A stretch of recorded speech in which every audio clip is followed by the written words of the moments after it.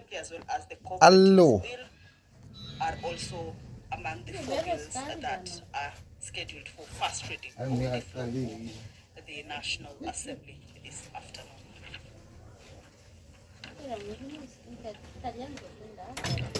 The members of the National Assembly will also resume a debate on the National Disaster Risk Management Bill, a bill also originating from the National Assembly by the leader of the majority party. This is a bill that is at its second reading stage, and the debate for this afternoon will be a resumption of a similar debate that was interrupted on Thursday, March 21st, year 2024, in the afternoon sitting before the members proceeded on that 2-week recess. That debate on it will resume this afternoon. The principal object of this bill is to provide a legal framework for the coordination of disaster risk management activities at both levels of government. This bill establishes the Intergovernmental Council on Disaster Risk Management and the National Disaster Risk Management Authority to ensure that there is coordination of disaster risk management issues at the national as well as at the county government level.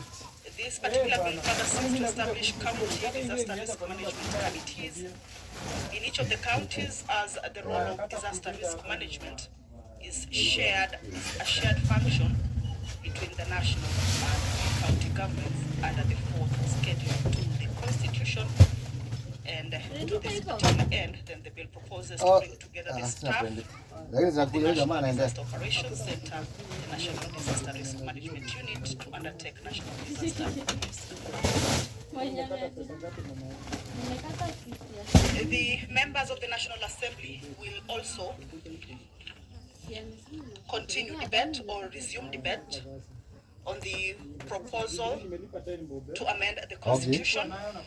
This is under Standing Order 114.7a.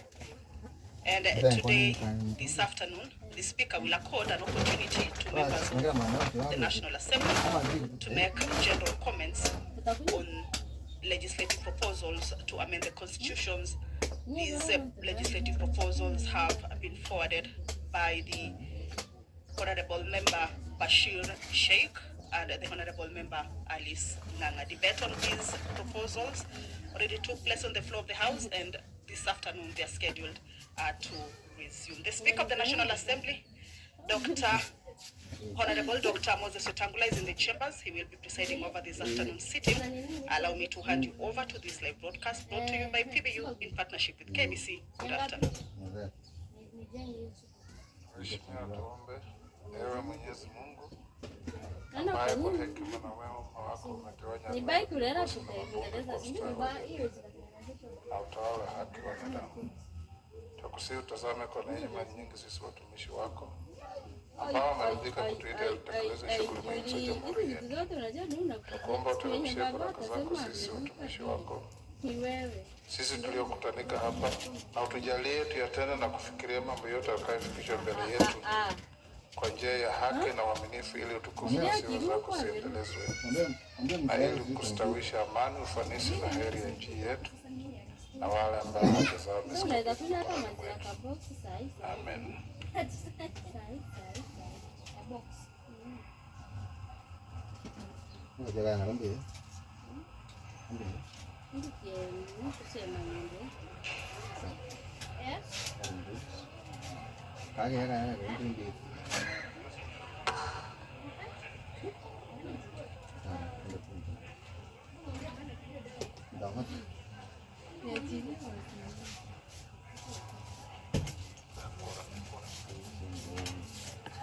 Congratulations, honorable members. We have started with a very handsome quorum.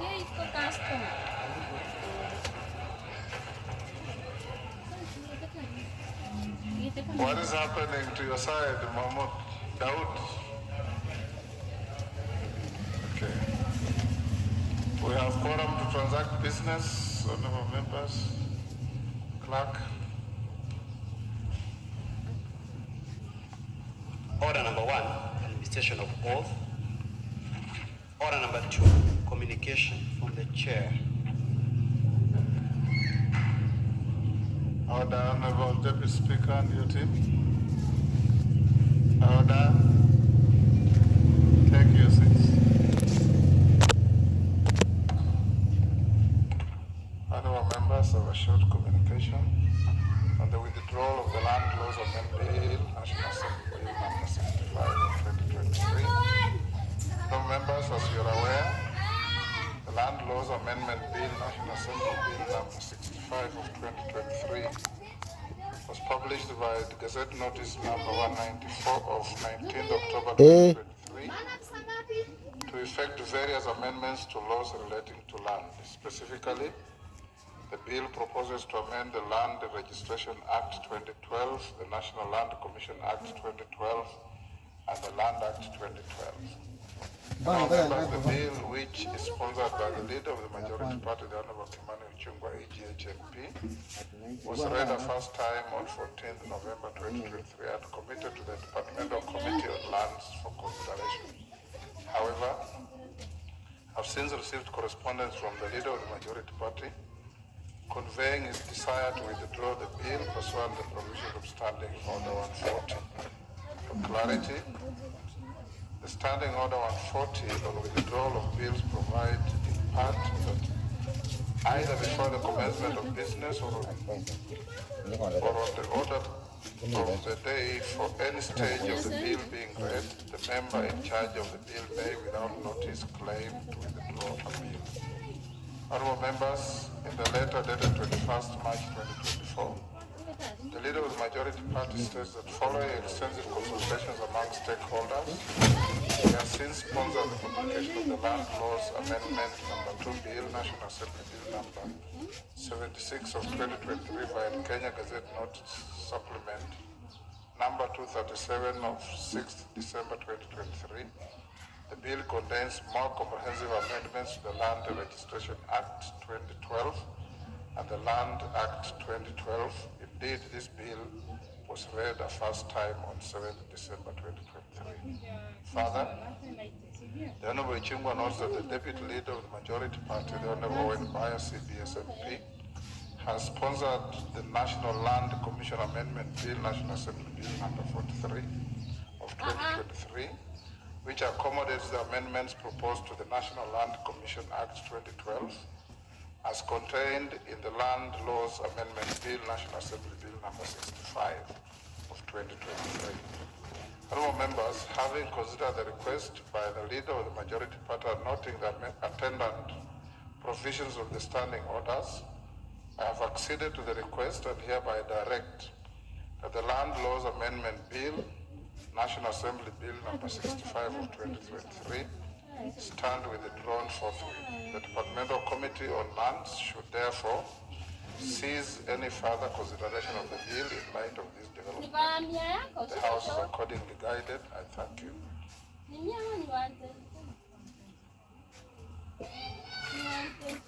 Order number 3, messages.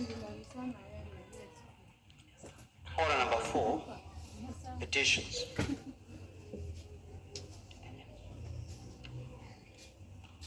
Order number 5, papers. Majority Leader. I beg to lay the following papers on the table of the House today, Tuesday, April 9th, 2024. 1. Legal notice number 47 of 2024 relating to the National Building Code 2024 and the explanatory memorandum from the Ministry of Plans, Public Works, Housing and Urban Development. 2. Gazette notice numbers 15492, 15493, 15494, 15495, and 15496 relating to the revised fees and charges for services provided by the State Department for Immigration and Citizen Services. 3. Annual financial statements of Kenya Civil Aviation Authority for the year ended 30th June 2022. 4. Annual reports of National Police Service for 2023 from the Office of the Inspector General, National Police Service. 5. Report of the Auditor General and financial statements on Criminal Assets Recovery Fund Asset Recovery Agency for the year ended 30th June 2022. Reports of the Auditor General and financial statements for the year ended 30th June 2023 in respect of A, Kenya Investment Authority, B, Kenya Industrial Property Institute, C, National Council for Population and Development, D, Road Maintenance Levy Fund, Kenya Wildlife Service, E, Kenya Vision 2030 Delivery Secretariat, F, Tana and Athi Rivers Development Authority, TARDA, G, Agri and Cooperative Training and Consultancy Limited, H, Farmers and Poisons Board, I, Tana Athi Water Works Development Agency, J, Road Maintenance Levy Fund, Kenya National Highways Authority, K, Dedan Kimathi University of Technology, L, Kenya National Shipping Line Limited, M, Kenyatta National Hospital, N, Deposit Insurance Fund, Kenya Deposit Insurance Corporation, O, Alupe University, P, Sigalagala National Polytechnic, Q, Rural Electrification Scheme, R, Career Valley Development Authority, S, Lake Victoria North Water Works Development Agency, T, Criminal Assets Recovery Fund, and U, Lake Victoria Water and Sanitation Project Grant Number CKE 109302M, credit number CKE 109301L, and EIB number F1 number 2011-0619, Lake Victoria South Water Works Development Agency. I thank you, Honorable Speaker, and I beg to lay. Thank you, Owen. Chairperson, Departmental Committee on Labor, Karemba. Thank you. Honorable Speaker, I beg to lay the following paper on the table of the House today, Tuesday, 9th April 2024. Report of the Departmental Committee on Labor on its attendance to the Global Labor Market Conference in Riyadh, Kingdom of Saudi Arabia, from the 10th to the 17th of December 2023. Thank you, Honorable Speaker.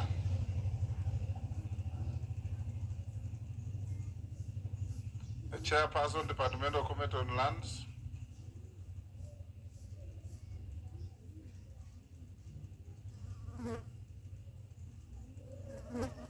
Go ahead, Honorable Member. Thank you, Honorable Speaker. Honorable Speaker, I beg to lay the following papers on the table of the House today, Tuesday, 9th April 2024. Reports of the Departmental Committee on Lands in its consideration of number 1, the National Land Commission Amendment Bill, National Assembly Bill number 43 of 2023, and number 2, the Land Laws Amendment Bill, National Assembly Bill number 76 of 2023. I thank you, Honorable Speaker. Next, Chairperson, Departmental Committee on Health, Dr. Bukose. Thank you, Honorable Speaker. Honorable Speaker, I beg to lay the following paper on the table of the House today, Tuesday, 9th April 2024. Report of the Departmental Committee on Health on its consideration of the Community Health Workers Bill, National Assembly Bill number 53 of 2022. Thank you, Honorable Speaker.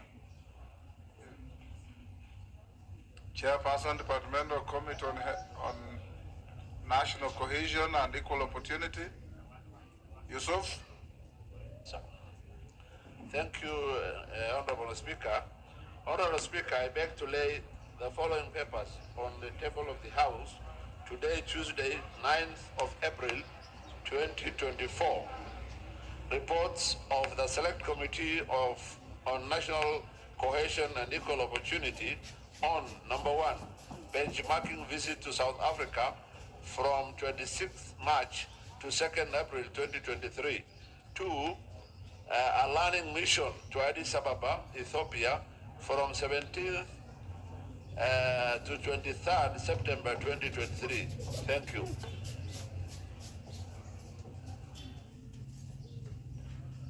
Thank you. Next order.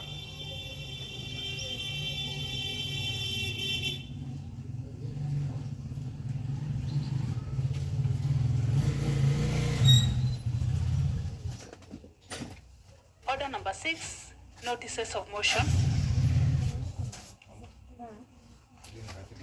Order number 7, questions and statements. Chairperson, Public Petitions Committee on the status of petition number 6. Setienei, Thank you, Honorable Speaker. have you taken over from, what's his name? Thank you, Honorable Speaker. Statement on status of a petition. You are the Vice Chair. Yes. Oh, go Yes, ahead, Honorable go ahead. Speaker. Thank you, Honorable Speaker. Statement on status of a petition regarding delays in posting medical interns, absorption of universal health coverage, contract staff, conclusion of collective bargaining agreement, and recognition of agreement in the health sector in the country.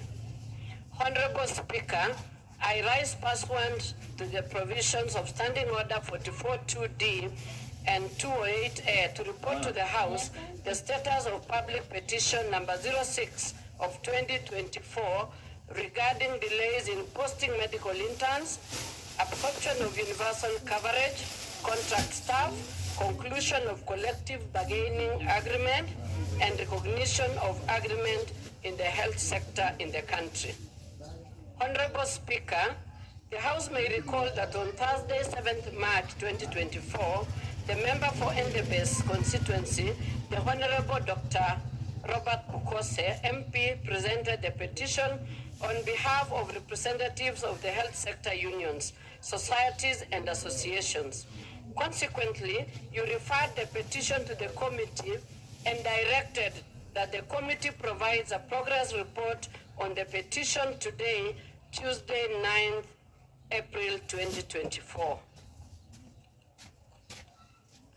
Honorable Speaker, in line with your directive, Honorable Speaker, I wish to update the House on the progress the committee has made in considering the petition. In accordance with the standard operating procedures developed by the committee, it held its first meeting to receive briefing and analysis to unbundle the issues raised in the petition, and consequently, the committee identified the relevant stakeholders, the petitioner, the unions, the Cabinet Secretary, Health, Council of Governors, Cabinet Secretary of National Treasury and Economic Planning, Cabinet Secretary, Ministry of Labor and Social Protection, Cabinet Secretary, Ministry of Public Works Performance and Delivery Management, and Salaries and Remuneration Commission. Honorable Speaker, on Tuesday, 19th March 2024, the committee held a meeting with the petitioner, the Honorable Dr. Bukose, who made his submissions and shed more light on the petition.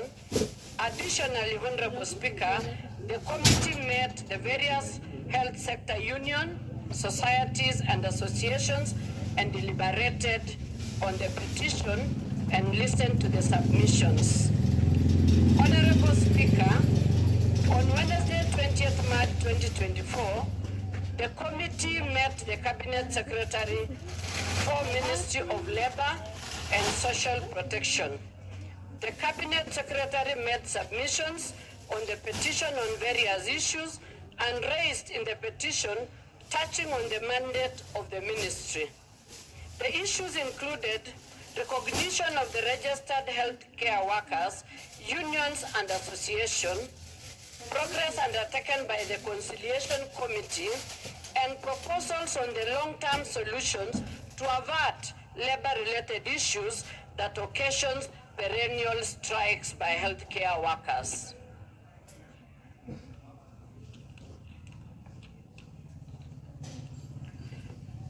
Honorable Speaker, the committee, via letter dated 13th March 2024, invited the Cabinet Secretary for the Ministry of Health to appear on 27th March 2024.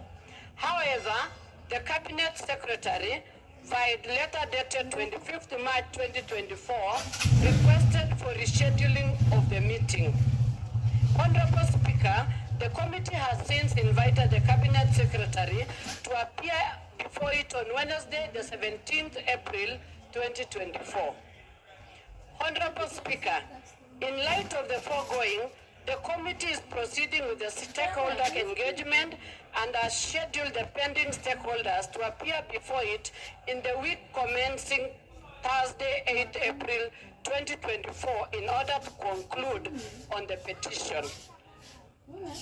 In conclusion, my committee underscores the important role played by the health practitioners in the country. In this regard, the committee is committed to consider the petition with a view to finding a lasting solution to resolve the perennial and current issues in the health sector.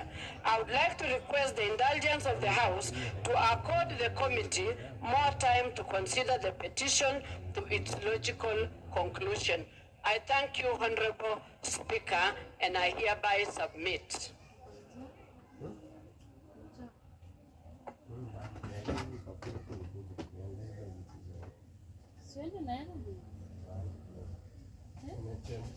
Dr. Bukose. Thank you, Honorable Speaker. Honorable Speaker, I want to thank Honorable Janet and the Petitions Committee for having accorded me an opportunity together with the petitioners. Honorable Speaker, as you can listen to the cries in the gate, this is emanating basically from our medical doctors, interns, who are demonstrating in the street. And I want to bring to the attention of the members that already the Ministry of Health, I was there in the morning, and I was assured by the ministry that they already have letters for posting of intern doctors to the various hospitals, and they need to pick their letters. Their petition is already in the House and being prosecuted. The money for the registrars has already been sent to the various universities. Those are the two national issues that the ministry is supposed to deal with. The other issues that pertains to their CPS agreement and fulfillment are supposed to be dealt at the various counties. Honorable Speaker, my Committee of Health and the Senate Committee, we had scheduled a meeting for tomorrow. Unfortunately, tomorrow is a public holiday as gazetted for our brothers who are on fasting, Muslim brothers, and tomorrow they'll be breaking their fast. So we have rescheduled the meeting to Tuesday next week so that we can get the briefings from both the Ministry of Health, the National Treasury, and also the SRC, and together with the Ministry of Education to confirm to us the progress that they have made in fulfillment of part of the petition. But we want to encourage the Petitions Committee to move forward and be able to come up with the various recommendations. Normally when people picketing come to the gate of Parliament, they want to hand off a petition. So currently there is no other, they've already given their petition to the Petitions Committee, which I prosecuted in this House. So there is no petition which they have that they are handing over. All the petitions is being prosecuted by the Janet Sitiene-led committee, and we are happy with the progress. So with those few remarks, Honorable Speaker, I say thank you, and I want to urge our doctors to go to the Ministry of Health, collect their posting letters, and report to their various stations. They should. Thank you, Honorable Speaker. Yes, Wandai. Are you on a point of order or you want to make?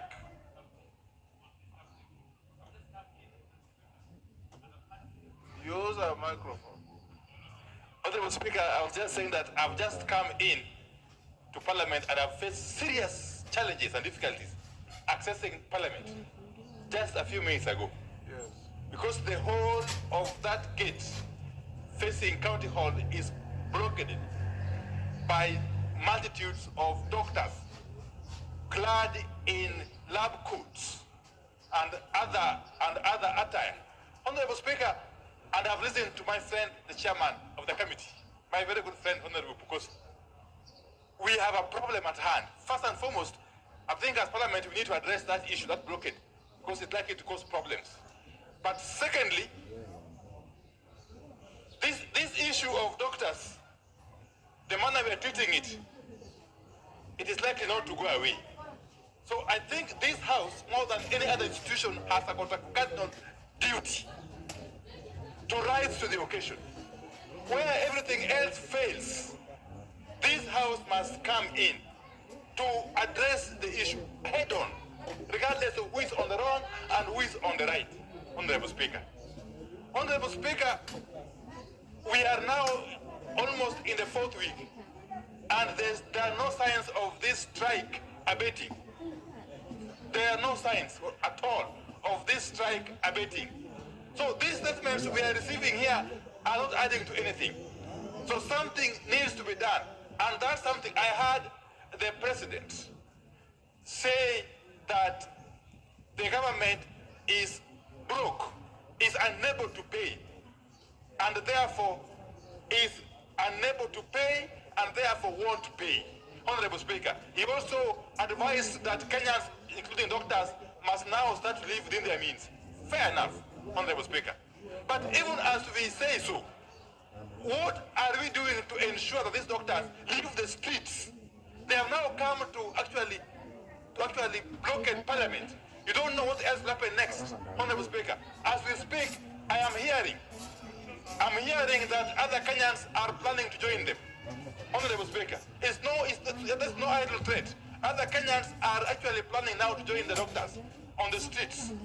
Unless something happens and we can persuade the doctors to leave the streets and go back to the hospitals, Honorable Speaker, these statements will just remain statements. Honorable Speaker, this issue, I was talking with my friend, Honorable Dr. Nikal, who is a veteran medical doctor. Honorable Speaker, I'm even surprised that those who are in charge of the health ministry are unable to differentiate between medical students and intern doctors. Honorable Speaker, I have been advised, I'm a layman when it comes to health issues. I have been advised, and I've got every reason to believe the advice I've been given. Honorable Speaker, intern doctors are not just students.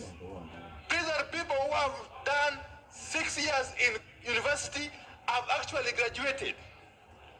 As you know, doctors don't just graduate with 1 degree. They graduate with a degree on medicine and also surgery. So it's a 20 degree that they get after 6 hard years in campus. These are people who you cannot treat as any other ordinary interns we see in the job market here. So I suppose that unless something is done. There's a point of order on I. Yes, because. Thank you, Honorable Speaker. Honorable Speaker, when we talk about medical officer intern, it is true that you've been in the university for 6 years. But architects have also been in university for 5 years, 6 years, engineers 5 years, and all of them after graduation, all of them graduate, then they can become interns, even engineers. So is the doctors. They have graduated, even lawyers graduate and they become interns. So internship is part of the training. Yeah, it is part of the training. And when you graduate as a doctor now, that you are going as an intern, you are under supervision by a senior doctor. After your 1 year of training under the doctor, if you don't qualify, because there is another qualification, I have to sign you that you are now fit to treat any other person. If I feel you are not fit to treat any other person, then I'll make you repeat again until I'm satisfied that you can treat somebody confidently and professionally without supervision. So this is part of the training. And I think we should not, and you see, we have those who are doing postgraduate, they are postgraduate students, also called registrars. So there is nothing, even when you are doing a PhD, you are a PhD student, there is nothing different from that. It's a training. What I also wanted to be honorable, to correct the minority leader, is that Parliament prosecutes its activities through committees. We've already presented to the petitions committee, but we feel as health committee of the National Assembly, together with the health committee of the Senate, we can still prosecute some of the issues that might not have been addressed. And we had sought permission from the speaker to sit tomorrow. But unfortunately, tomorrow is a public holiday. So we've already requested the speaker that we sit on Tuesday next week, which has been, because where else can you be able to sit? Because once you reschedule the meeting, you have to inform those institutions. Ideally, it's supposed to take 7 days as per our standing orders. But we've requested for a special sitting to be done on Tuesday. And this has to be between the two houses, the National Assembly and the Senate. Okay, Honorable Speaker, I hear the Honorable Chairman of the committee, also an accomplished medical doctor. But all that Honorable Pukose is saying, Honorable Speaker, with all due respect, is pure academics. It's academic because as we speak, we know for sure that even the 70,000 shillings you are offering the intern doctors is not in the collective bargaining agreement that was signed between the doctors and the government way back in 2017.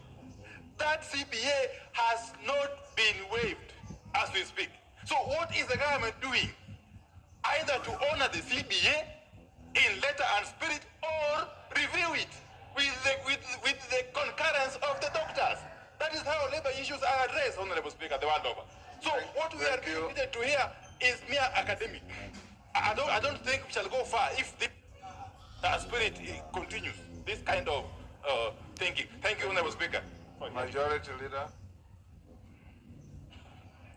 Thank you, Honorable Speaker, for giving the opportunity to mention something. And I want to agree, Honorable Speaker, with what all the contributors to that statement, Honorable Speaker, are saying, that indeed our doctors are valued, and we all value our doctors because many of us depend on them. But Honorable Speaker, it should not be lost to us that a decade ago, this country was only able to produce an average of 300 doctors from our two public universities that were churning out medical graduates. But today, courtesy of the huge investments that we have all made as a country in our education system, we are churning out an average of 1,500 intern doctors annually. What that means, Honorable Speaker, is that the interns would have been taken in 5 years are expected now to be taken in annually.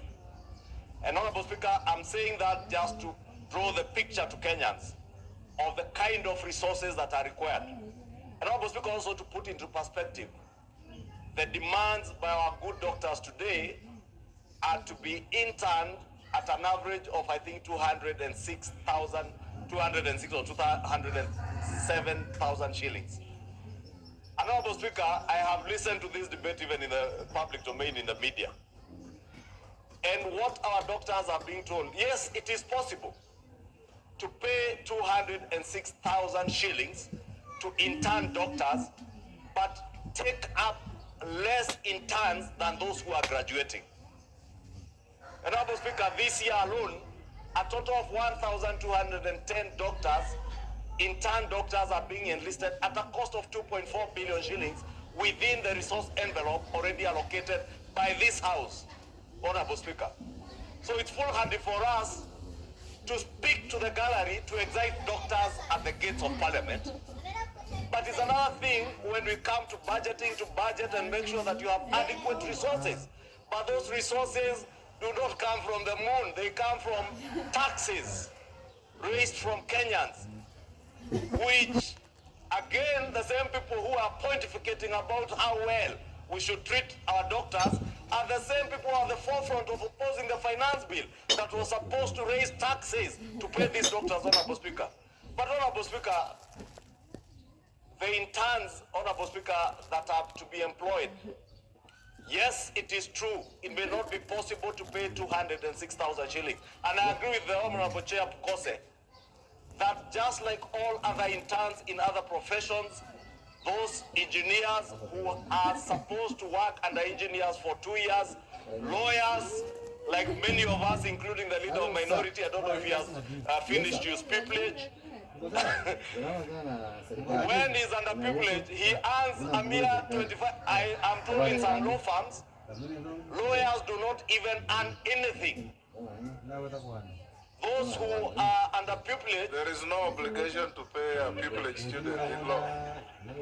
and you know, Honorable Speaker, I will take your word as law because you have ran a law firm and an accomplished law firm. Therefore, lawyers, there is actually no obligation, as Honorable Speaker, you say, to pay intern lawyers under pupillage. So doctors, indeed, to earn what they are earning today, are indeed amongst the most privileged professionals in our country. Honorable Speaker, beyond their pupillage, beyond their internship, Honorable Speaker, and this internship, Honorable Speaker, is mandatory. Majority Leader. Yes, Mwenje. Thank you, Honorable Speaker. Standing order number 1. Is it in order, surely, for the leader of majority to compare a pupil who is not qualified to practice, who does not even appear in court, which is opposite to intern doctors who actually prescribe medicine? They actually treat people out there. So is it in order to compare those two professions? I'm a lawyer myself. I understand what I went through as a pupil. But that is very different from doctors, from intern doctors. Thank you, Honorable Speaker. Mwenje, if you listen to Dr. Bukose's very clear explanation, there is no difference. There's no difference.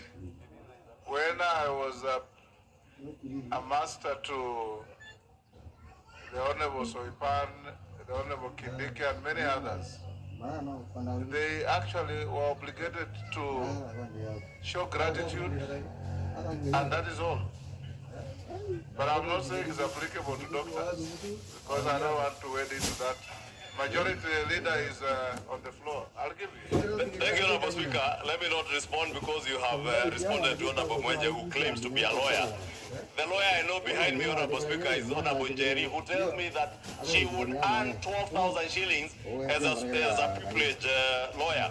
Honorable Speaker, that's why I say this internship program can be likened to that pupillage, 2 years pupillage for lawyers, and also the 2 years postgraduate training practice for architects and engineers.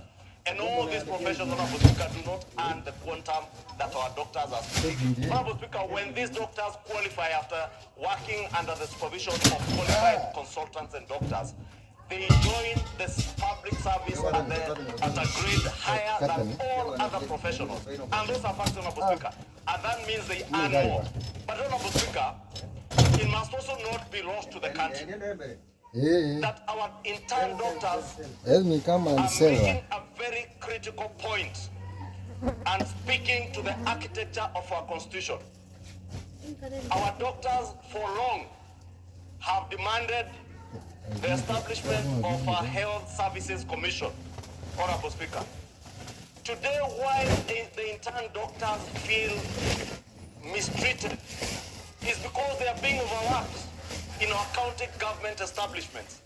And the day we opted in 2010 to fully devolve our health services, Honorable Speaker, we did a great injustice, not just to medical professionals, but to the people of Kenya.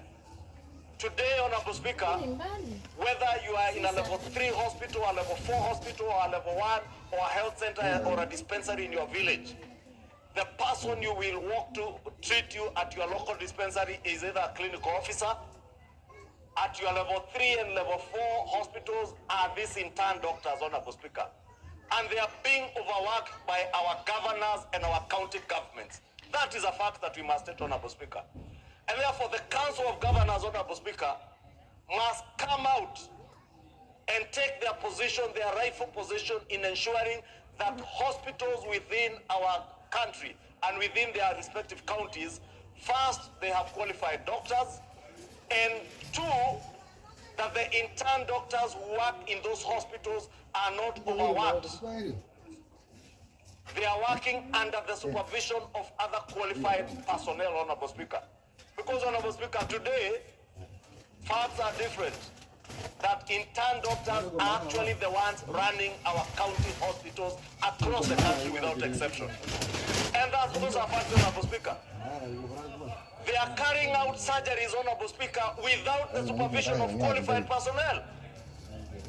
And therefore, these are issues, Honorable Speaker, that must not be left at the altar of the national government, but our Council of Governors and county governments must also take their rightful position, Honorable Speaker, because now this thing has been made to look like it is a question of the national government to deal with alone. Why it has become such a problem is because our healthcare is decaying and rotting under the hands of our county governments.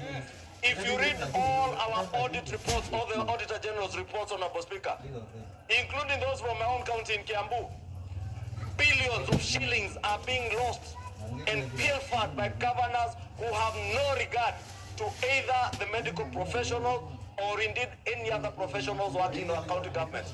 But Honorable Speaker, because healthcare is a matter so dear to all of us, Honorable Speaker, I would beg and I would call on the striking doctors, whether it's medical interns, whether it is the clinical officers, whether it is the lab technicians, give dialogue a chance. And I say this because, Honorable Speaker, having co-chaired the National Dialogue Committee, I am now an experienced chair in matters dialogue. And I can tell them dialogue does work.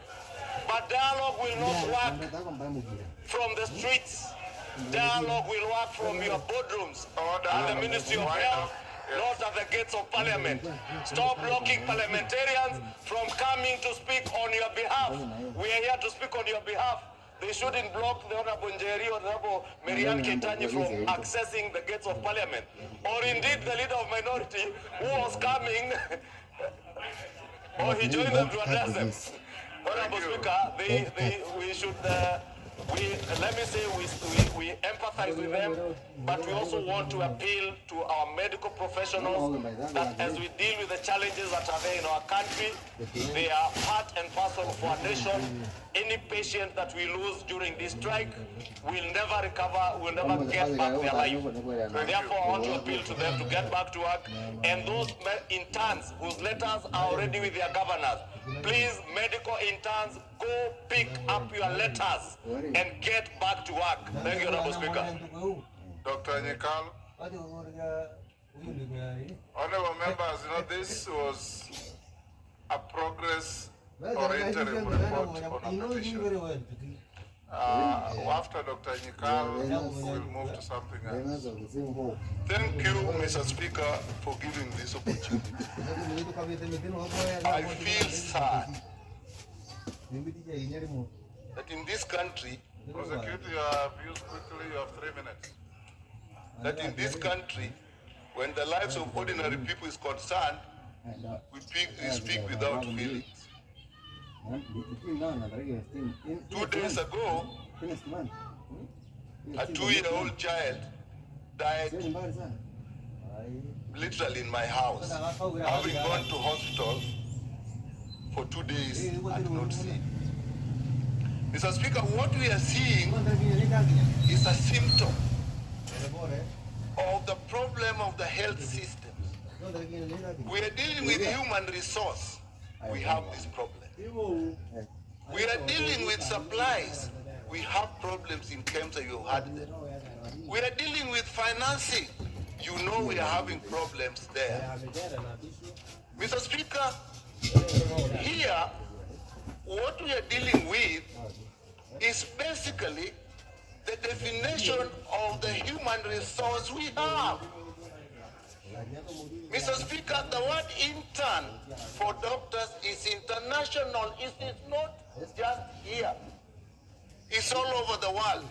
Mr. Speaker, what does an intern do? At the levels where interns work, they have qualified. They have got their degrees, MBCHB. They have taken the Hippocratic Oath. They are doctors. Now, when they work, it is like you employ a bank manager and say they are under probation and they still be supervised by that bank manager. You therefore do not say they are a student and you do not pay them. A doctor will see, an intern will see you, examine you, do the tests that are required, put you on treatment, review you. They will only seek advice from a consultant if they meet a problem, which is done in every profession. If they admit you today, nobody may see you until tomorrow when the round is done and they say this is what they have done and the patient is doing well, we are planning to discharge. If they've been in obstetrics, for example, for a month, they will be supervised when they're doing the first 1 or 2 cesarean sections. After that, they will do the cesarean sections on their own and report to their seniors. I've done this, I've done this. Please, Mr. Speaker, time is with us. I just want to give this explanation. Order. If your time is up, it is up. I'll give you 1 minute to finish up. So, Mr. Speaker, when we equate an intern with all other interns, that is where the mistake is. And worldwide, it is not like that. Engineers, architects are in all countries. There is not the same thing. Thank you, Dr. Nyekal. Next. Yes, member. Order, Nyekal. Yes, member for Stare. Order, Dr. Nyekal. I know you are of vast experience in the medical world. It is order. It is not that different from what we have heard from Kose and others. Go on, Mwenje. Not Mwenje. Mwango. Thank you, Mr. Speaker, sir. I really wanted to contribute to this issue because the picketing is actually happening in my constituency, and I'm getting calls from all corners asking me what's going on in my constituency. And it is such a shame that we've come to this point that doctors can actually picket, given that the doctor's career is one of the most superior careers or most lucrative for us, mostly the youth. And the issue of interns, the issue of doctors, I happen to have a sit down with the officials of the association. And it is clear some members in this house do not understand the issues that the doctors are talking about. Because they have clear-cut issues, some which come from 2017, when they were promised some salary increments, and up to date, that has not been reflected. The issue of revising the salaries of the interns under the CBS system, where they are being forced to adopt the SRC system, which cut down their salaries from 2006,000 Kenyan shilling, 271,000 shillings. Honorable Mwango, what you are saying is what is being prosecuted before the court. And if you had listened to Honorable CTNA, you probably... Yeah, I really wanted to bring the issues to the fore because I don't think the doctors are even in the mood to picket. It's only that they have not been listened to. And also there's the other issue that the majority leader has brought out so well, saying that there are more than 2,200 intern doctors who have graduated and are going to be adopted. As from the records, as from 2018, there were 7,893 doctors in this country.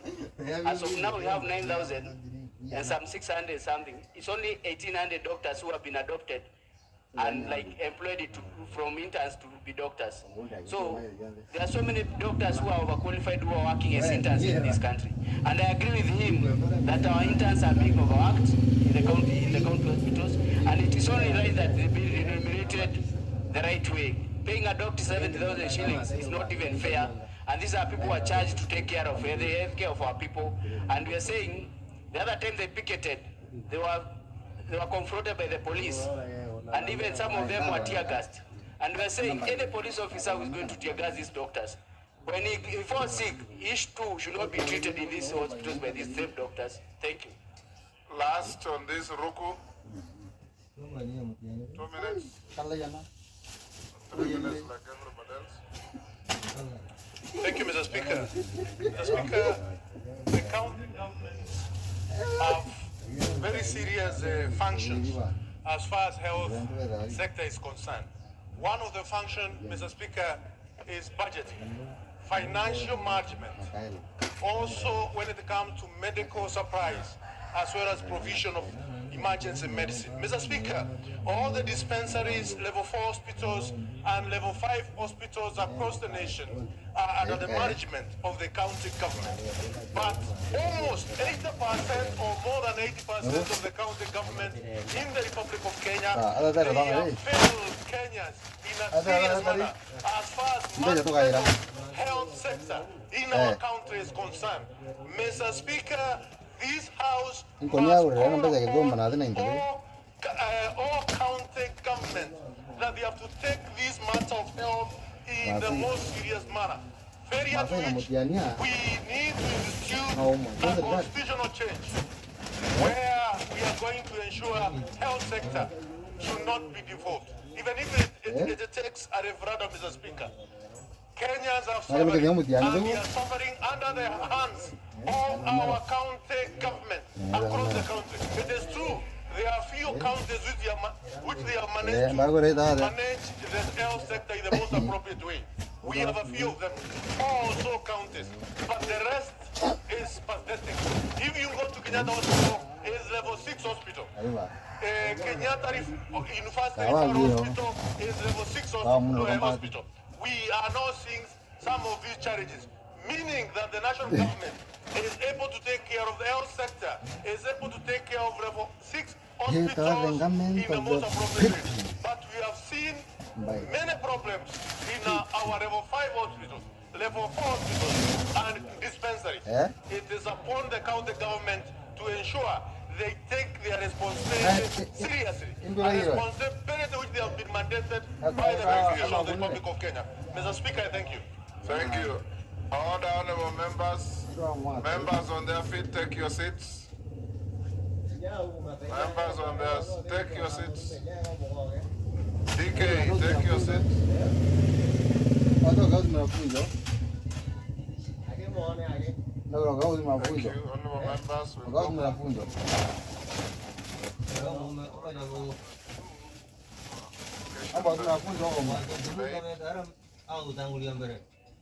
Honorable members, I wish to welcome you back to the House after the short recess, which coincided with the observance of the Easter period for Christians and Ramadan for the Muslims.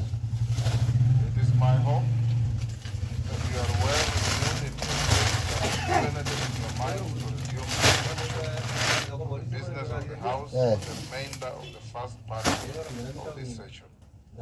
During this period, honorable members, this House is expected to consider various priority businesses, including assessing the suitability of persons nominated for appointment to the positions of ambassadors and high commissioners, ratification of the Kenya-European Union Economic Partnership Agreement, EPAS, consideration of priority bills, as well as the budget and related matters.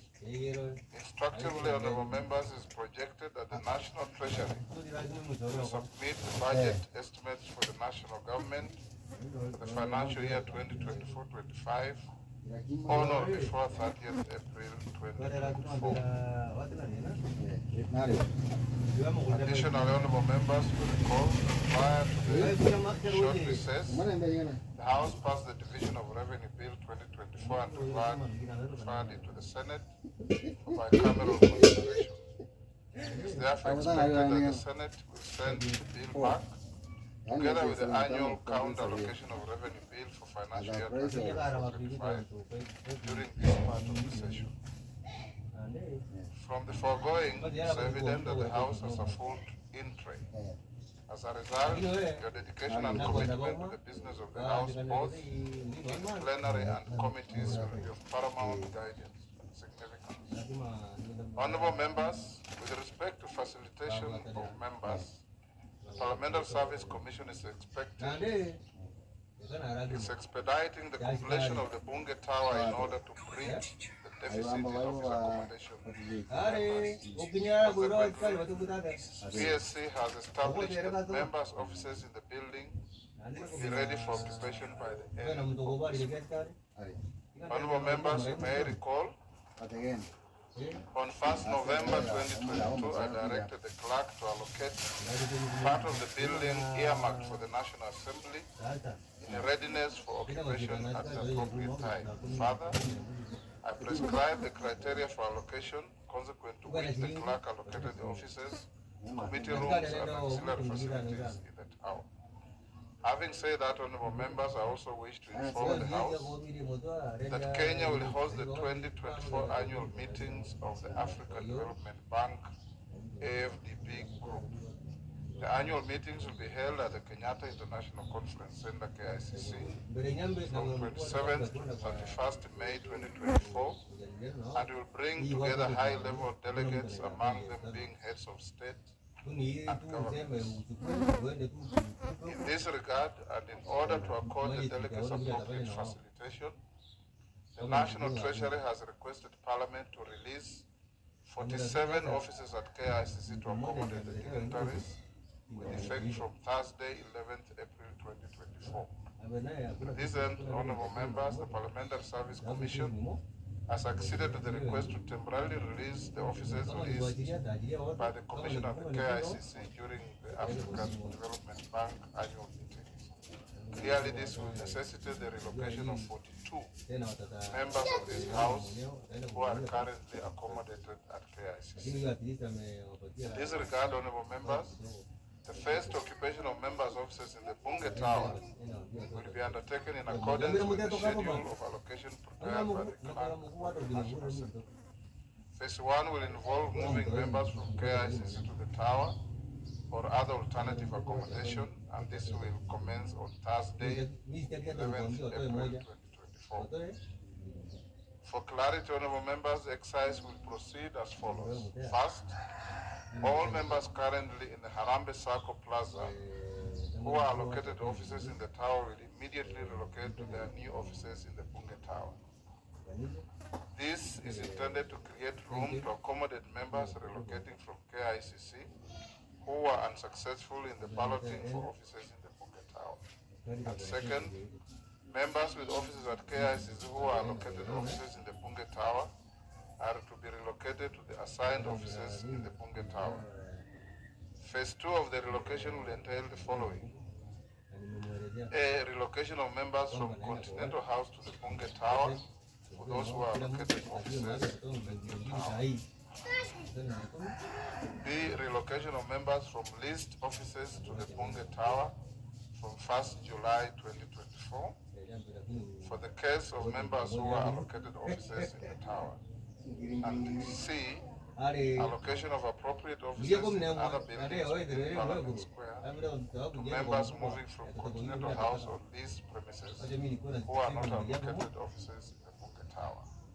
Honorable members, the measures stated above are for the convenience of all members and in preparation for the official opening of the Bunge Tower by the head of state later this month.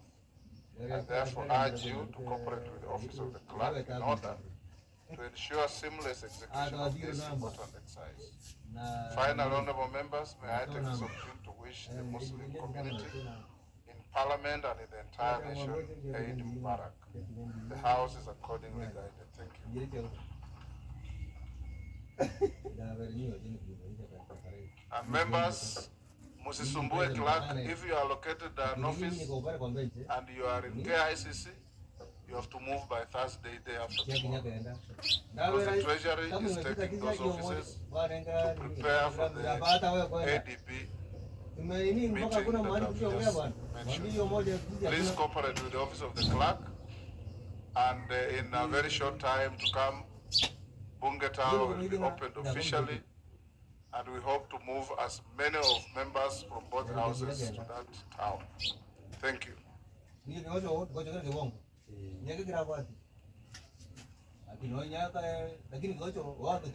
Order number 8, the National Council for Population and Development Bill, National Assembly Bill number 72 of 2023, first reading. A bill for an act of parliament to provide for the establishment, roles and functions of the Kenya National Council for Population and Development and for the establishment of the board of the council and for connected purposes. Order number 9, the Public Finance Management Amendment Bill, National Assembly Bill number 2 of 2024, first reading. A bill for an act of parliament to amend the Public Finance Management Act 2012 and for connected purposes. Order number 10, the Technopolis Bill, National Assembly Bill number 6 of 2024, first reading. A bill for an act of parliament to establish the Technopolis Development Authority to provide a framework for the development and management of technopolises and for connected purposes. Order number 11, the Cooperatives Bill, National Assembly Bill number 7 of 2024, first reading.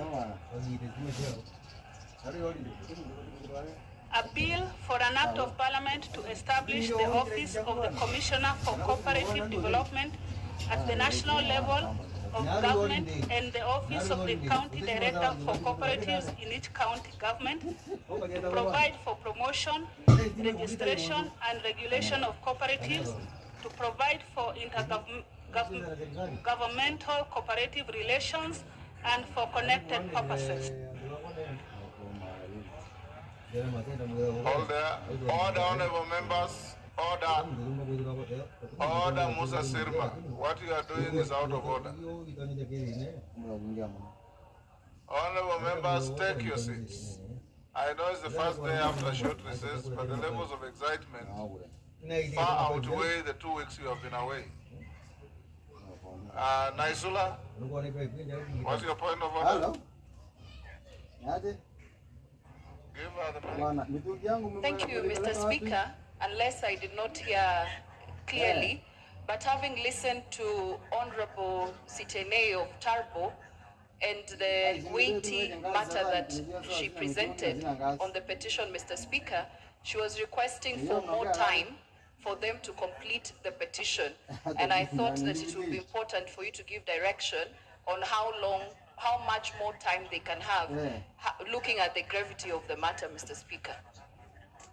Thank you, Naisula. I should have given you time at that time, but there was a lot of loud consultations. Honorable Sitiene, are you in the house? The way I understood it, Naisula, is Dr. Bukosi said I have permitted them actually to meet tomorrow, which has turned out to be a public holiday. So for them to invite outsiders to Parliament, our standing orders require 2 weeks, so 7 days. So they have requested that they'll expedite the invitations to meet on Tuesday. As to the Honorable CTNA, I hope that by the close of next week or a week after, we'll mention the matter. They will have concluded what they are doing to bring a report to the House. I know that that committee has a lot of backlog, but I was briefed today that they have improved and increased their speed in processing petitions in a manner that is unprecedented, and they are churning out reports that will be coming to the House. So members who have presented petitions on behalf of other Kenyans, when those reports come, you know we are not obligated to debate them. You need to go through them, and if there are any issues you wish to raise, you bring it to the attention of the Speaker, and I'll accommodate you. Thank you. Before we call the next order, honorable members, allow me to acknowledge the following in the public gallery: EAPC church pastors from Runyenjes in Embu and Koiwa Central Secondary School from Konoin in Bomet have been requested by the Honorable Karemba to welcome his constituents from Embu. I give you 2 minutes, Honorable Karemba. Thank you, Honorable Speaker, for the opportunity to welcome the clergy from the East African Pentecostal churches in Kenya And I am very delighted, Honorable Speaker, to have these members of the clergy here, led by one Right Reverend Bishop John Jeru, who was once my Sunday school teacher, but has now become the general overseer of the church. Honorable Speaker, they have come at a time when we are having a doctor's strike, and their entry to Parliament has been obstructed. So it has taken them a little longer to get to this place. But I am sure, Honorable Speaker, that by them getting in here, things will never be the same again. I know them. I know how much they pray, and they're going to pray over this issue, and I am sure soon and very soon we are going to have a solution to the ongoing doctor strike. So, Honorable Speaker, I wish to thank you for the opportunity to welcome them. They have been very important in the service to humanity, and we have partnered with them long enough to offer services to our people, and we meet every so often to ensure that our people are properly taken care of, both spiritually and also politically. So thank you, Honorable Speaker. Thank you, Honorable member. Next order. Order number 12, the National Disaster Risk Management Bill, National Assembly Bill number 24 of 2023, second reading, resumption of debate. Honorable members, is Honorable Andrew Okwome in the house?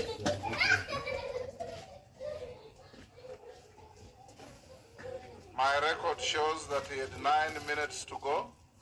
Is he in the house? Position forfeited. Now, honorable members, I see the screen is full with Honorable Ounda at the top.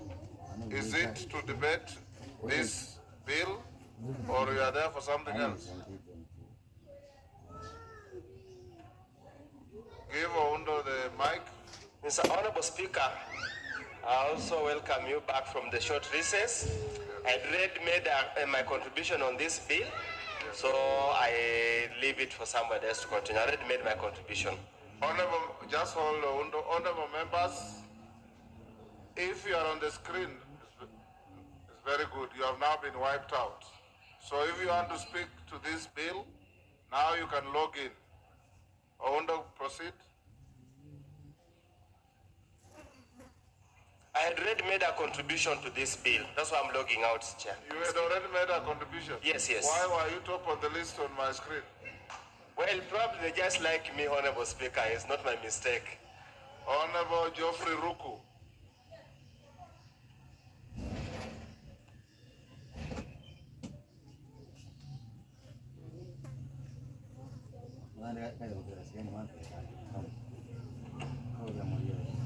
Thank you, Honorable Speaker. I rise to contribute or to support this bill as far as the National Disaster Risk Management Bill is concerned. As the Speaker realized, this country has witnessed a number of disasters, and one of the problems which we have always faced when we have a national disaster is mobilization of resources to mitigate deadly outcomes. And mostly we have disasters such as drought. At the moment we are witnessing France as well as terror attacks. So this bill will seek to ensure we extend mobilization of resources so that in case of drought, many families and lives are not lost. In case of France, we ensure there is immediate mobilization of resources to take care of France. Also, we have seen terror attacks in this country, but we are fortunate enough at the moment we have stayed for quite a number of years without any terror attack. And we thank our security agencies for the good work they are doing. But in case of a terror attack, Mr. Speaker, we need a proper law in place to ensure there is quick mobilization of resources to ensure it is well taken care of. Also, Mr. Speaker, the formalization of ensuring there's proper public-private partnership in case of a disaster. When we have a disaster, Mr. Speaker, there are always consequences which may need in future to be mitigated so that the impact of that disaster may not stay with us for ages. And therefore, a situation where we may want to have public-private partnership, this bill is bringing in such a kind of a model which can be adopted to ensure there is a proper formulation of a public-private partnership.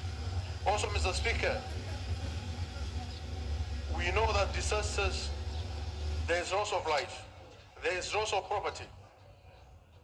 This bill will ensure that there will be less, or there will be reduction of loss of life and property occasioned by disasters such as floods, such as drought, and such as the terror attack. Mr. Speaker, I think this is a good bill which is looking into the posterity of our nation, and that's why I do support. I thank you, Mr. Speaker. Beatrice Elachi. Honorable Undo, you said you had already spoken on this bill. Thank you, Mr. You've logged in again.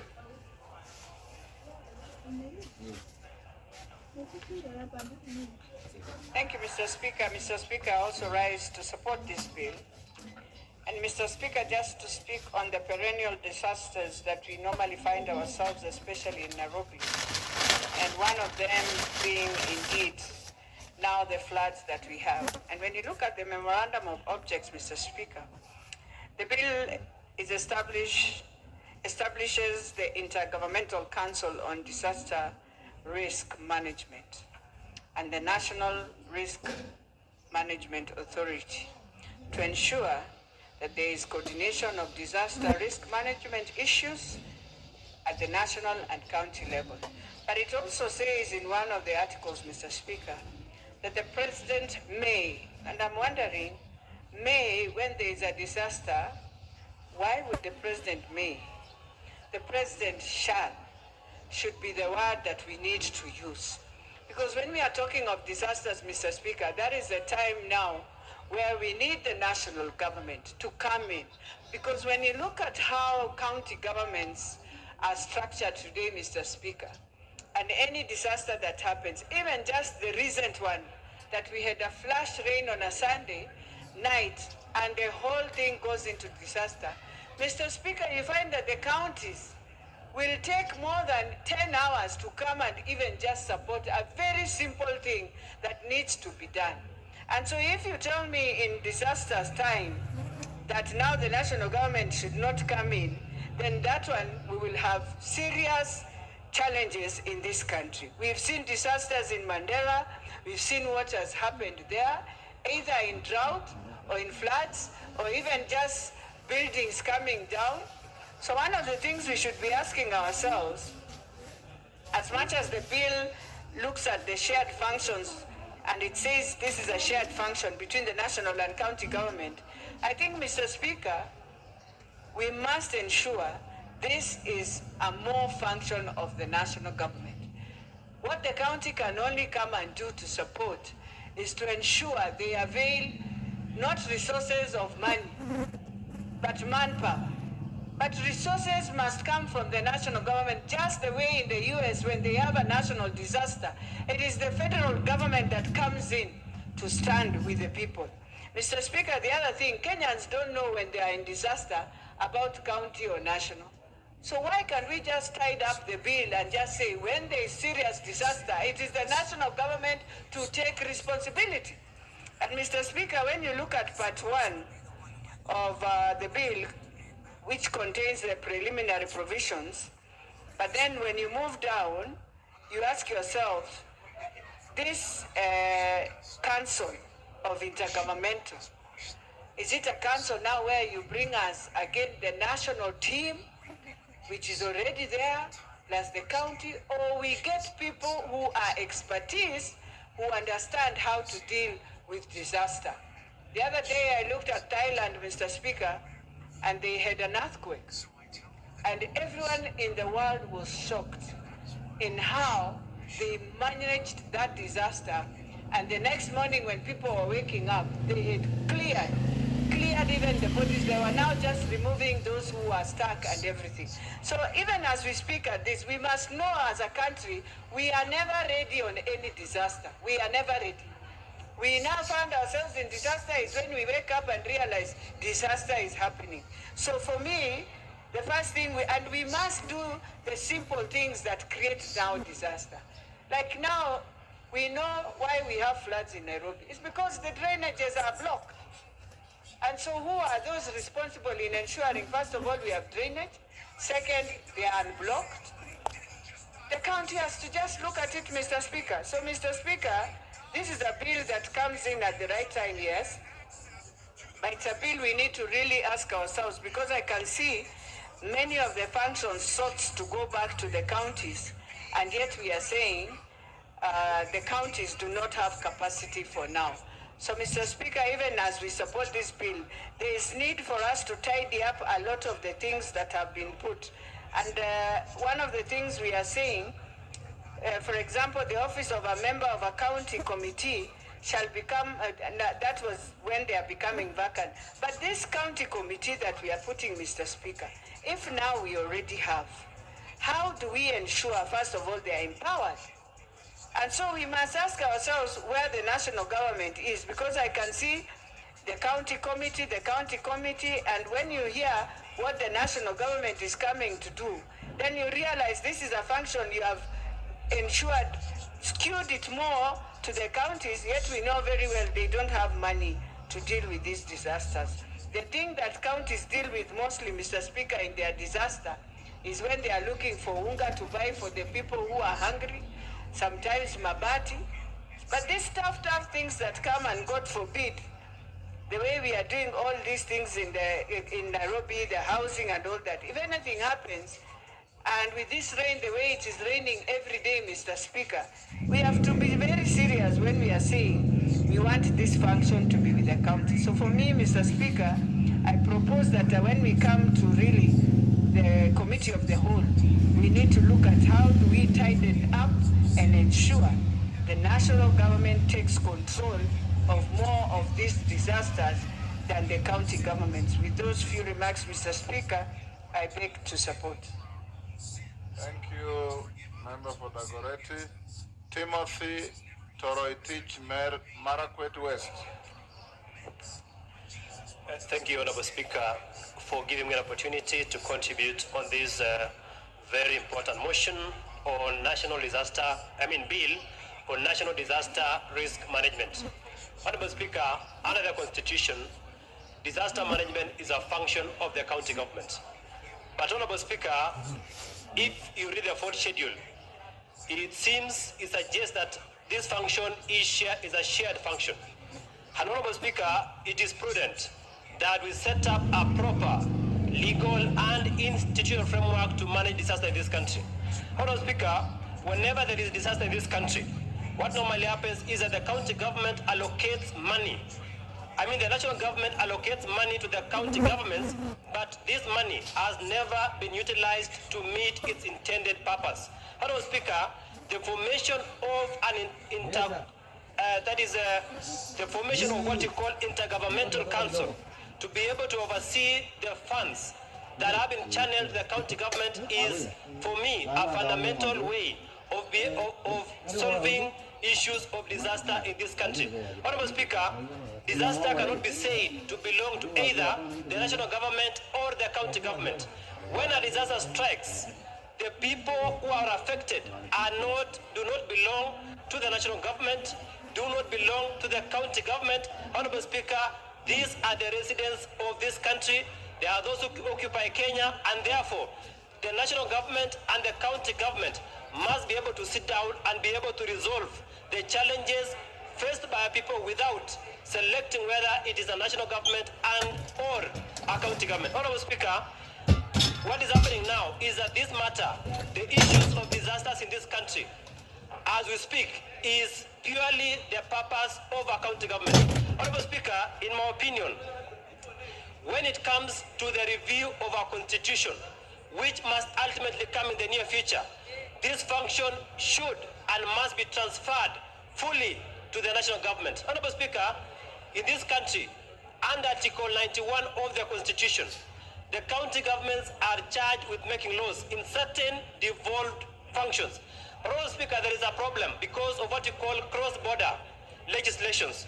Honorable Speaker, since this matter is devolved, you find that already 47 county governments have made various legislations which sometimes are conflicting. Honorable Speaker, we must have a cross-border legislation. Honorable Speaker, the only way which you can have a cross-county legislation is establishing a national legal framework, which we are doing today, so that we provide a uniform legislation that guides the 47 county governments. Honorable Speaker, we have a challenge in this country in terms of conflict of legislations that are being channeled by county assemblies for the reason that certain functions are devolved. So, Honorable Speaker, we must think as a country that if a function is shared between the national government between the national government and the county government, then there must be a uniform set of law that provides very clearly that this function is shared, and for that reason, we do not have what you call conflict of legislations which may bring issues. Honorable Speaker, we have challenges. For example, I had a chance to work in the county government, in the county assembly of Elgeyo Marakwet. Honorable Speaker, I am one of the drafters of the Elgeyo Marakwet County Assembly legislation on disaster management. But, Honorable Speaker, as I was drafting that legislation, I realized that there was a problem, because where I was as the legal counsel acting for the county assembly of Elgeyo Marakwet at that time, I realized that my neighboring county, which is Uasin Gishu County Government, had also had a similar legislation on the issue of disaster.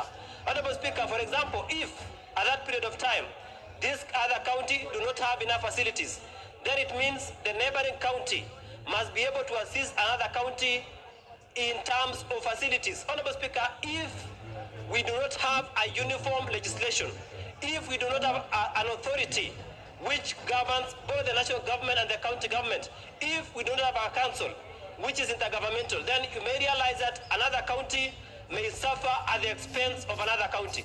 So, Honorable Speaker, I rise, I support this legislation and pray that this authority that has been established will serve its intended purpose as was envisaged, as was provided for in the Constitution. Finally, Honorable Speaker, I have read the functions of this particular intergovernmental council, which has been provided under Clause 6 of the bill.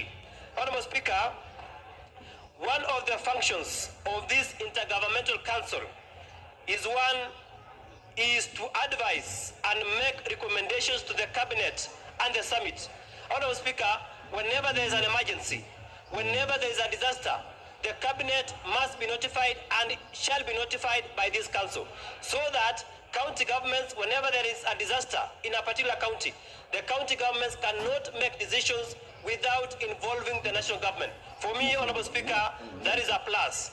Honorable Speaker, number two, also, this intergovernmental council shall be able to provide policy direction and approve plans on all activities related to disaster risk management. Honorable Speaker, as I've said, the disaster cannot belong to a particular county.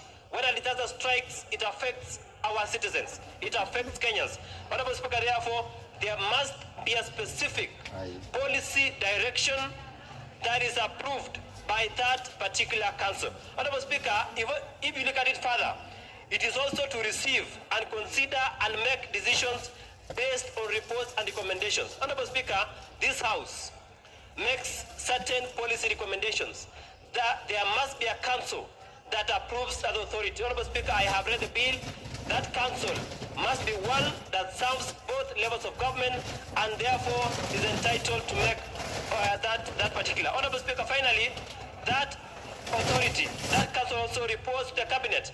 Honorable Speaker, the cabinet, in terms of policy directives, all policies that affect government must be approved at the cabinet level.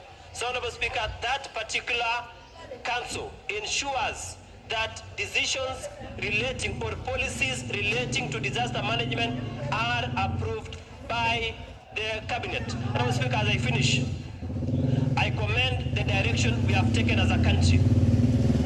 I commend the direction we have taken as a House.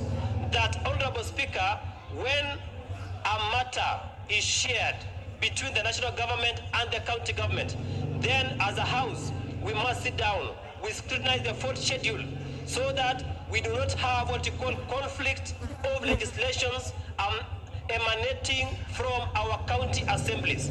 We must have a uniform set of laws that governs the 47 counties in this country to avoid conflict of legislation and conflict of representation in various cadres. Honorable Speaker, I support this bill. When it comes to the committee of the whole House, I will propose the necessary amendments so that we can be able to strengthen the provisions of this particular proposed legislation. Thank you, Honorable Speaker. Thank you, Timothy. Honorable members, order. Before I give the next speaker, allow me to recognize in the speakers and public gallery students and I believe with teachers from Ogande Girls High School, Homa Bay Town in Homa Bay. I've been requested by the Honorable TJ Kajwang to welcome the students. I'll give you 1 minute, TJ, because it's in the middle of debate. Mr. Speaker, I want to thank you for asking me to welcome a huge delegation from Ogande Girls Secondary School, 300 girls visiting us. We have had delegations of students visiting us, but we have not had 300 students coming in one delegation. These are fourth formers, history students, as you see them, brilliant and bright. And on behalf of their member, Honorable George Opondo Kaluma, I want to welcome them to this House, that they have an opportunity to see the Speaker himself. And the House has assembled. This should give them inspiration that in a few months coming, these young people should be doctors that you were talking about this morning. These young people very few should be lawyers, and none should be a politician, but most of them should be engineers. Mr. Speaker, I thank you for that opportunity. Thank you. Honorable Gideon Mulyungi, Mwingi Central. Gideon. Thank you, Mr. Speaker, for giving me this opportunity to contribute to this very important bill, the National Disaster Risk Management Bill. Mr. Speaker, there has been a problem in Kenya. Whenever we are faced with a disaster, the coordination of responses is disjointed. And in most cases, we are mainly reactive and not reactive. And therefore, Mr. Speaker, I support that we establish the Intergovernmental Council on Disaster Management and the National Disaster Risk Management Authority at both the levels of government, both at the national government and at the county government. Because in most cases, the county government does not know what the national government is doing, and also the national government does not know what the county government is doing. Mr. Speaker, there has been in the past many disasters witnessed in Kenya. And some of them, they just happen and nothing happens in terms of responses. If I give an example, Mr. Speaker, when we were attacked by terrorists at the Westgate Mall, Mr. Speaker, there was a lot of hues and cries all over, and the coordination was not well done.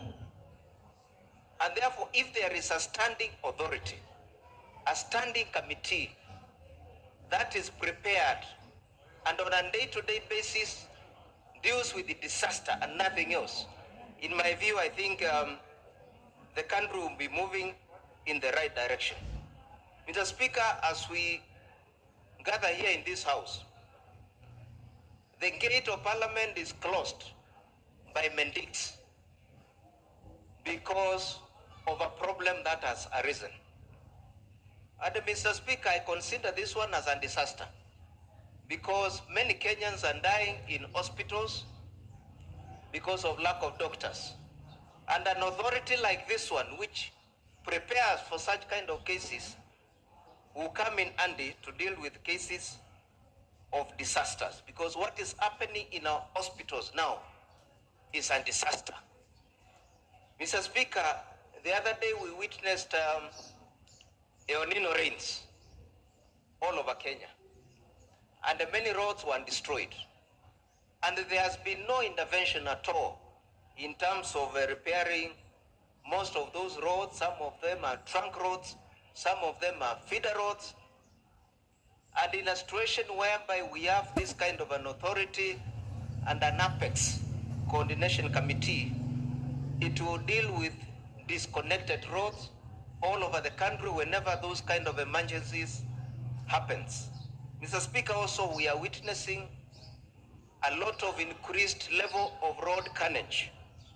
And Mr. Speaker, a situation like this one can be addressed by an authority like this one, which deals with the emergencies of road carnage. Mr. Speaker, we have also in the past witnessed increased high cost of living. Farming in the northern frontiers and also in the counties in Ukambani, where relief food is being distributed all over the counties. And Mr. Speaker, an authority like this one will prepare itself to deal with such kind of emergencies.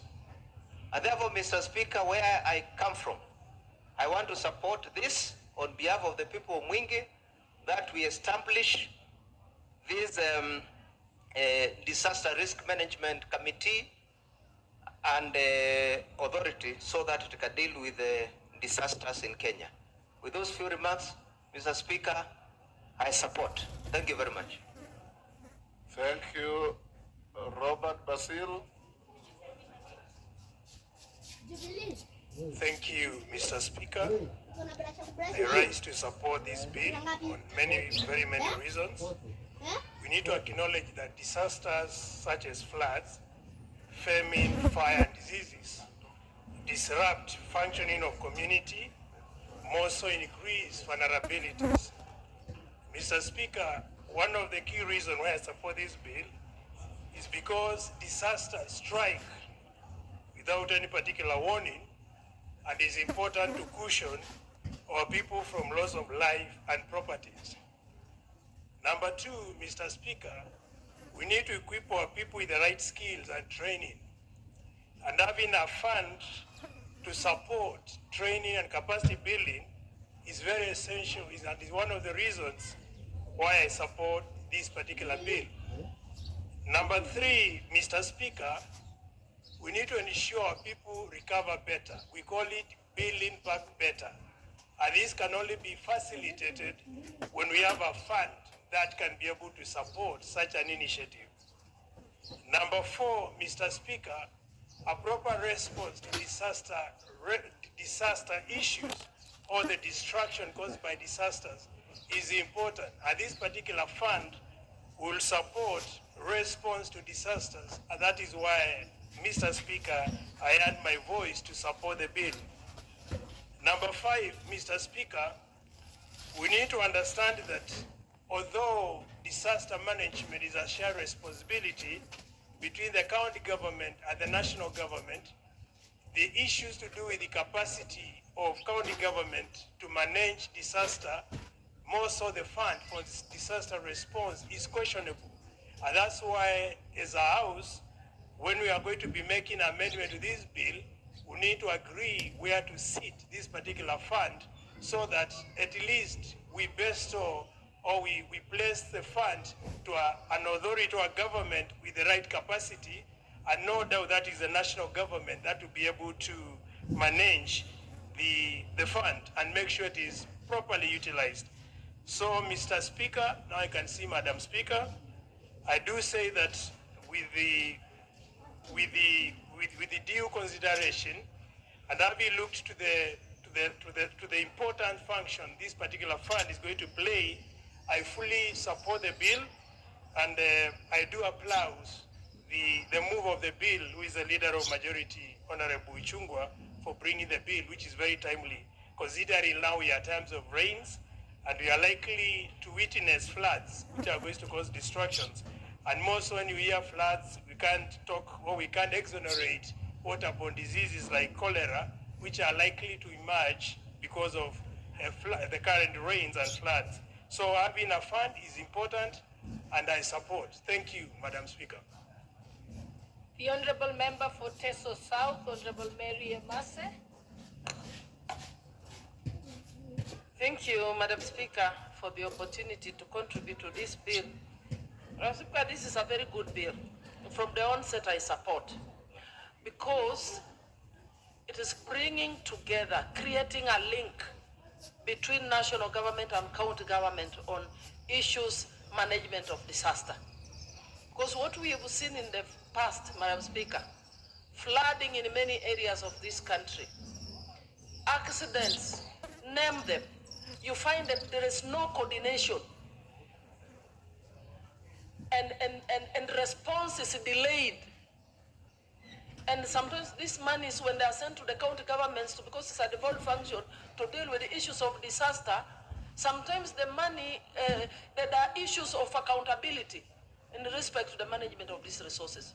So when I see that there will be a disaster committee in every county that onboards all important stakeholders, like the Red Cross, St. John's Ambulance, county commissioner, county commander, the governor, and all stakeholders within the county. And this particular council will just be focusing and dedicating and putting all its efforts towards management of disaster. Then, Honorable Speaker, I foresee a situation where we're going to have proper management and quick responses to addressing or mitigating issues around the disaster. So, Madam Speaker, I support this bill. Thank you. Thank you. The Honorable Member, Honorable Irene Mayaka. Thank you, Honorable Speaker. And Honorable Speaker, I also stand to support this particular bill because, Honorable Speaker, I actually believe that this bill has come to the House at the right time. And I think it's very progressive because in the past, we've always been dealing with disaster issues in this country with a knee-jerk reaction. We wait until a disaster occurs, and then we quickly look for a solution that only solves the problem at that particular time, or in some instances doesn't even solve it.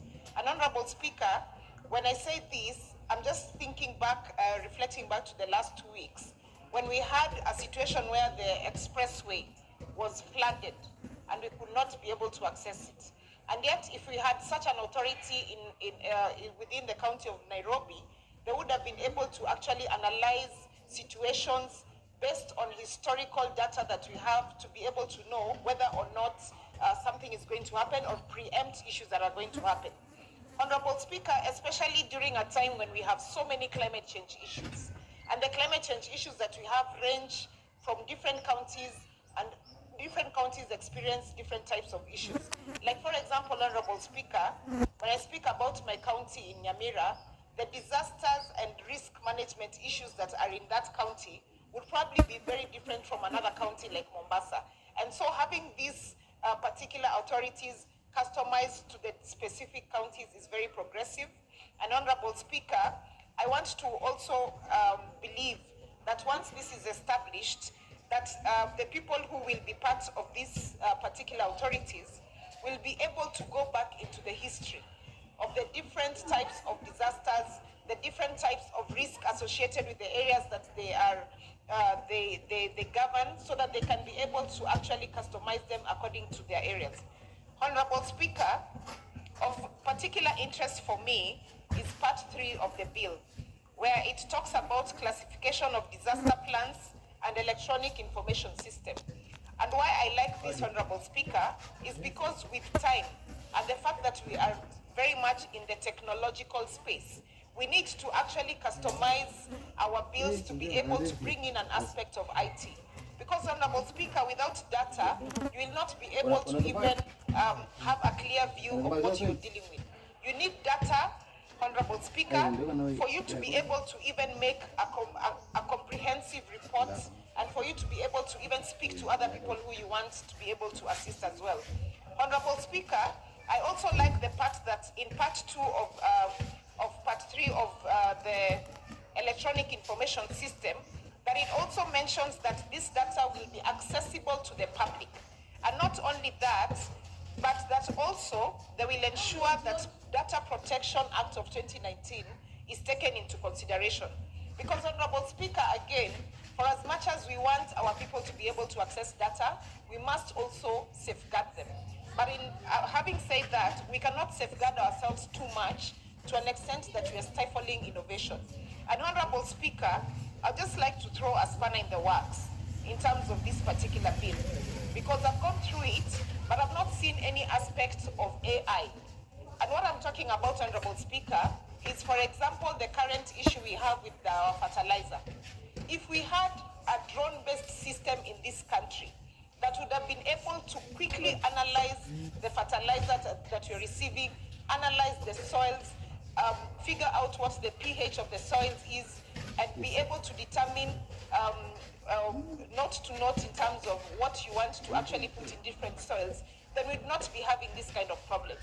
And so I just want to urge all of us, when you're coming up with these very progressive bills like this particular one, we should also always include an aspect of AI, because artificial information, Honorable Speaker, is very important. We cannot ignore it anymore in this country, and it also just helps us to make our work easy. And so I just want to encourage the person who sponsored this bill, at the time of amendments, when the amendments come, and we bring in amendments that are relating to IT and information system, that they do allow us to bring in some of these progressive ideas. Honorable Speaker, with those very short remarks, I do support. The Honorable Member for Kwanza, Honorable Ferdinand Wanyonyi. Thank you, Madam Speaker. Madam Speaker, I rise to support this bill. I think it's very important that we establish units or departments in both that can be able to correspond with whatever happens in the county. Currently, Madam Speaker, you will see, and from the experience, at times you find something has happened in the county, and you find there's no spark up either from the government or from the county government. So if we have set up a coordination, a departmental unit that will be able to deal with whatever disaster that we'll be able to have, you never know, one of which is, for example, we have these floods. The floods sometimes affect areas, and then of course you as a member of parliament, you don't know whether it should come to you and you don't have that kind of money for emergency, when you involve the county government, they equally say they don't have that kind of thing. But if you have that disaster management unit to be able to assist, you have cases where, for example, a bridge is broken because of the flooding or whatever disaster it is. Madam Speaker, you find yourself in a very awkward situation. As a leader, you don't know who to refer to. Had a case, for example, of flood covering almost there were two wards. I didn't even know where to do, because when I called my counterpart, I called my governor, and they said, but where do I get the money from? I didn't even have that as well. So, Madam Speaker, this is quite appropriate, and I think what we should do is to have this risk management bill passed as soon as possible, so that you can be able to allocate whatever funds are going to be there, and give the guidelines as to how to use that fund.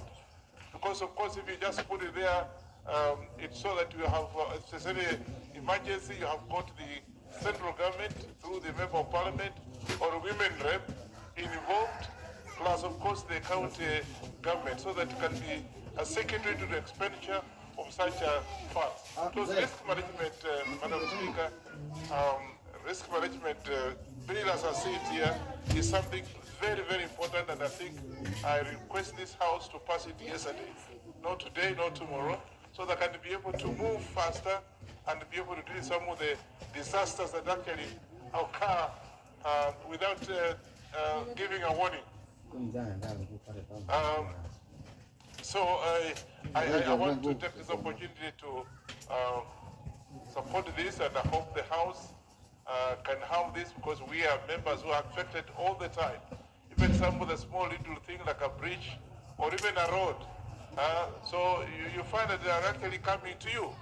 And if you have this kind of funds, you can be able to see how much each side can spend. So I support this bill. Thank you. The Honorable Member for Sigor, Honorable Locha Kapo.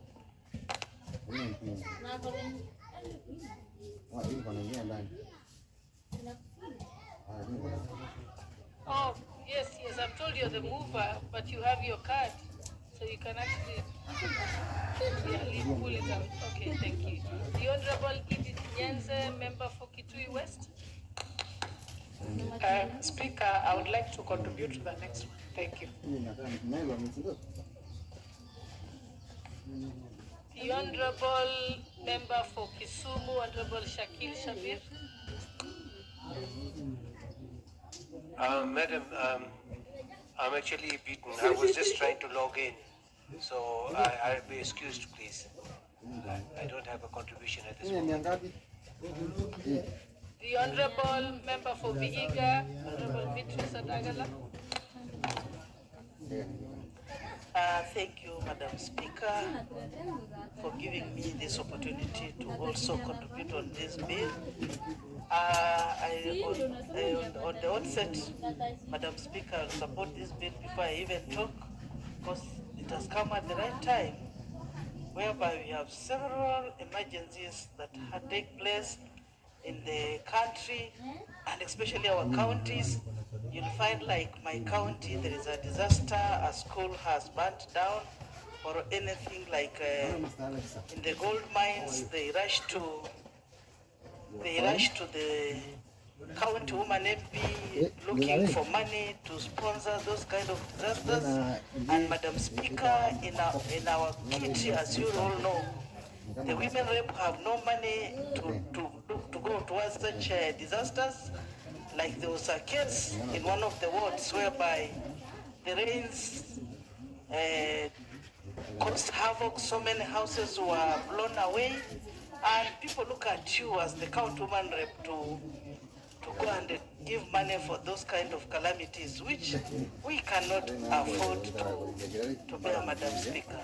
So I think if this can be put into consideration, and also the county government plus the national government, we put our efforts together so that when we have a a kit for this kind of disaster when it happens.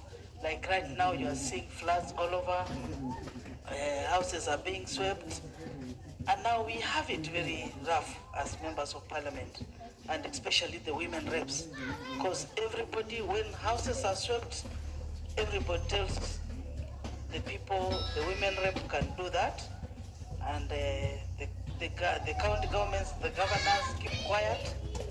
So it means that we are not prepared as a county or a country for this kind of disaster. So this bill may cure what is needed, Madam Speaker, and I'm very sure I will support this with all my strength. We want to see something put into place and which can be managed very well, not like that scenario where we were hearing of money being put aside for El Nino. You hear blame games here and there. Measures should be put in place whereby this fund, once it's been set aside, can be handled by a certain committee which can really assist, Madam Speaker. And if this is done, it will really assist us.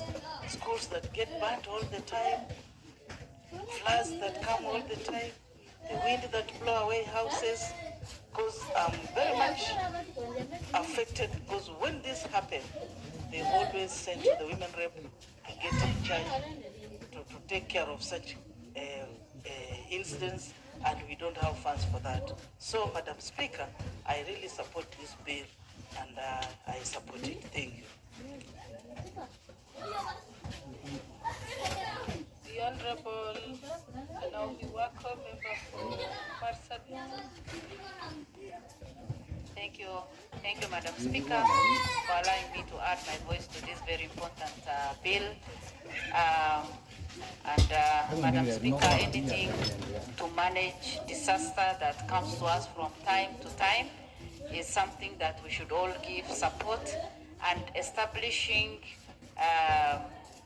a Council of Disaster Risk Management is the most important thing that we can do today, because from time to time you see that we land into problems, especially like now when it is raining. It is in some areas, it is already, people are already displaced because of the floods, and especially in the areas that some of us come from, even the wind comes and blows off the schools, the roofs, and then even the houses, and most of the time we land into problems that we are not even prepared for. So if at the county level and at the national level we have national disaster risk management bill, then that can guide and can help. Many are the times that we even lose people because of the disasters. In different ways. The fire, sometimes some people can experience fire and they lose their homes, they lose their properties, and they lose even their lives. So the best thing that can help us is to have this bill in place so that we can be able to manage that. I support the bill because of the composition of the board members, the qualified people who are to be there, so that in any board, then we have qualified people, we have people who are well experienced, so that they can hold the offices and have the right thing in place. The bill has taken care of different things, vacation of offices. It has also taken care of functions of the board. It has taken care of the powers of the board, and also identified or talks of the committees of the board and delegation of the board. All that ensures good care of the entire bill, and also what it does at the ground level. So, Madam Speaker, I am just supporting the bill and pray that many people will support, and that this bill will be soon in place for implementation, because it will support Kenyans and help Kenyans who will run maybe into any disaster and who needs some support. Thank you. Before we continue, I'm very proud to welcome the students from Little Lambs Primary School from my Naipoi constituency, Wasingishu County. You can clap your feet for them. That's my constituency and the school of my former school of my nephew Brian Boss. You're welcome. On behalf of myself and the rest of Parliament, I welcome you to these proceedings. Thank you. The Honorable Member for Bondo, Honorable Gideon Chanda.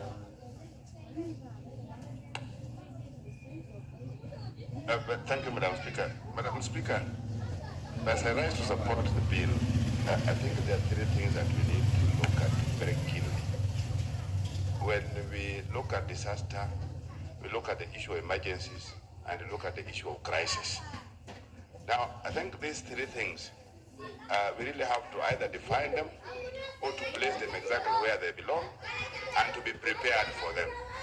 Because many times, what we, sometimes even the kind of debate that we are having around here now, Madam Speaker is indicating a disaster as a crisis.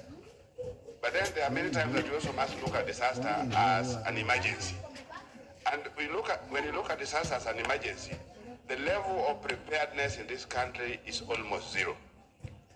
Emergency or disaster does not go with bureaucracy. And what we have, and even some of the proposals that we are talking about, are still creating bureaucratic arrangements. You're still talking about a council, you are still talking about arrangements in terms of how to get to address issues of emergency or issues of disaster, Madam Speaker. So in my view, we have to really rethink as a nation in terms of how we want to look at disaster. There are situations like when you look at the kind of bureaucracy or levels of approvals that you need to respond to a disaster. I think sometimes they are very unnecessary. I remember a situation in Russia one time where there were people who were stuck in the lake because of hyacinth. And getting a response, because we wanted a chopper just to airlift some 2 or 3 people. Imagine the guys are stuck in waters and we are told you must write to some disaster committee in Eldoret, or you must write to somebody in charge of the police system for purposes of emergency. For how long do you look at this thing, look at in terms of raising a letter to get to an office, to have a council sit down to approve that this disaster is actually a disaster that requires a response? So, Madam Speaker, we really have to think of this generally. And when we think of it, we must look at the proper definition of these things. Because sometimes we are trying to place arrangements for emergencies, yet we don't place arrangements for crises that even we are forewarned. Like when we are talking about disaster in terms of flooding now, these ones we are forewarned. They can't be a disaster anymore. When you are talking about drought, we are many times forewarned. There are signals that are sent. So when we are looking at that, we don't need to look at it as a disaster. We need to look at it in terms of how well are we prepared for purposes of signals. Because that's not a disaster in my view. That's a crisis in waiting, and we are forewarned. We are told that no, this is likely to happen. We are now told that rains are going to be with us here until June, for example. The level of preparedness, why do we want the normal bureaucracy to address a crisis? Because these are some of the things that, as we are forewarned, we really now need to put arrangements that can take care of issues of crisis, but not issues of disaster. But when you look at that as a disaster in the direction of an emergency, some of these bureaucracies are unnecessary. We need spot-on reporting system that can respond to when there are emergencies. And I think that's where some of the members, in my view, are either taking disasters to be crises which you need to prepare, or some are taking disaster as emergencies. But if you look at them as emergencies, we are less prepared as a nation. Emergencies don't need bureaucracy.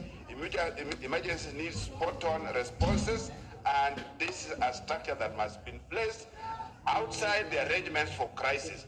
Crises that we are forewarned, crises that indicators are clearly there that they are going to take place. So those ones require an arrangement that we don't try to put together in terms of disaster management, Madam Speaker. And then again, issues of disaster sometimes require immediate low-level responses. We are constantly talking about national, that we don't need to have a national council. How do you respond to a disaster in a village through a national council? How do you respond to small little disasters that happen in a school or happen in a setup in the communities, and you want to look at a national office, a national agency, or a national bureaucracy to respond to them, Madam Speaker? So in my view, immediately we separate the issues of crisis from disaster and from emergencies is when we'll be establishing proper infrastructure for responding to them, Madam Speaker. Thank you.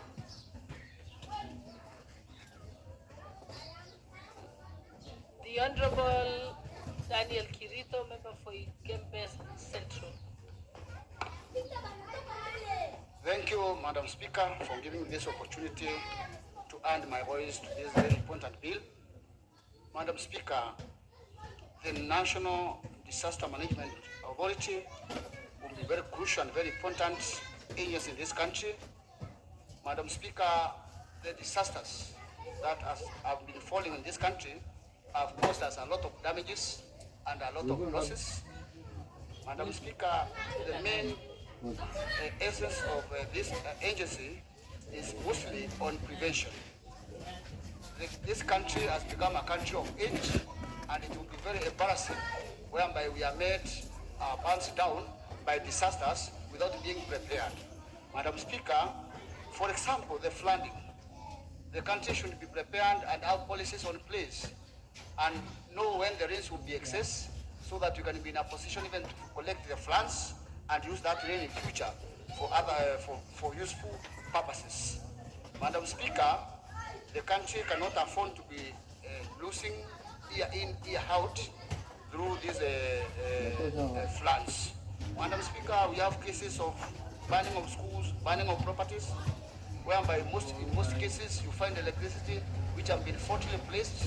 We should be in a position to be prepared properly to be able to avoid such unnecessary damages and losses. So if we are able to plan effectively and before these disasters come, we can save a lot of funds which are which end up being destroyed through these disasters. Madam Speaker, we have some other disasters. Even this rustling of cattle should be considered as a disaster in this country, because you find a community, a family that has used all their resources to put up a farm and put up animals. Then rustlers come and steal them. That one also should be considered as a disaster, and the organization should also take care of that to know how to compensate those who will be losing their animals. So in short, Madam Speaker, I'm supporting this bill, and I think we should be prepared earlier enough so that we can be able to counter these disasters beforehand. And it will be very embarrassing for a country like Kenya, which has gone miles in technology advancement, not to be in a position to detect disasters in time before they strike. And most of these disasters are what? For example, the flooding and the burning of some institutions are things that should be early enough detected. The authority from the county level will be very vital, because in some counties you find they don't have even fire extinguishers, even machines to put on fire are not in place. Therefore, this agency management governments in place so that you can fight those disasters in time before more destructions are done. We also need post-disaster rehabilitations. There are communities that have earned all their properties lost in these disasters. We need counseling centers where those who have been affected can be taken through counseling so that they can continue with their lives after the disasters. Because some end up losing everything, they lose their lives. Others end up even hanging themselves after they realize that they've lost everything.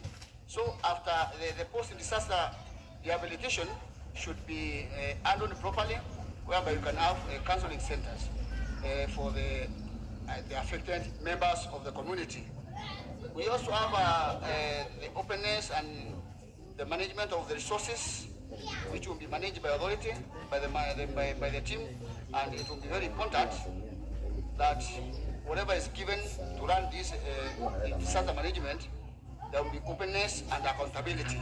And that will go very far in making sure that the real targets and areas that have been affected have thoroughly been taken care of and the affected are served. Thank you, Madam Speaker, and I support. The Honorable Member for Lunga Lunga.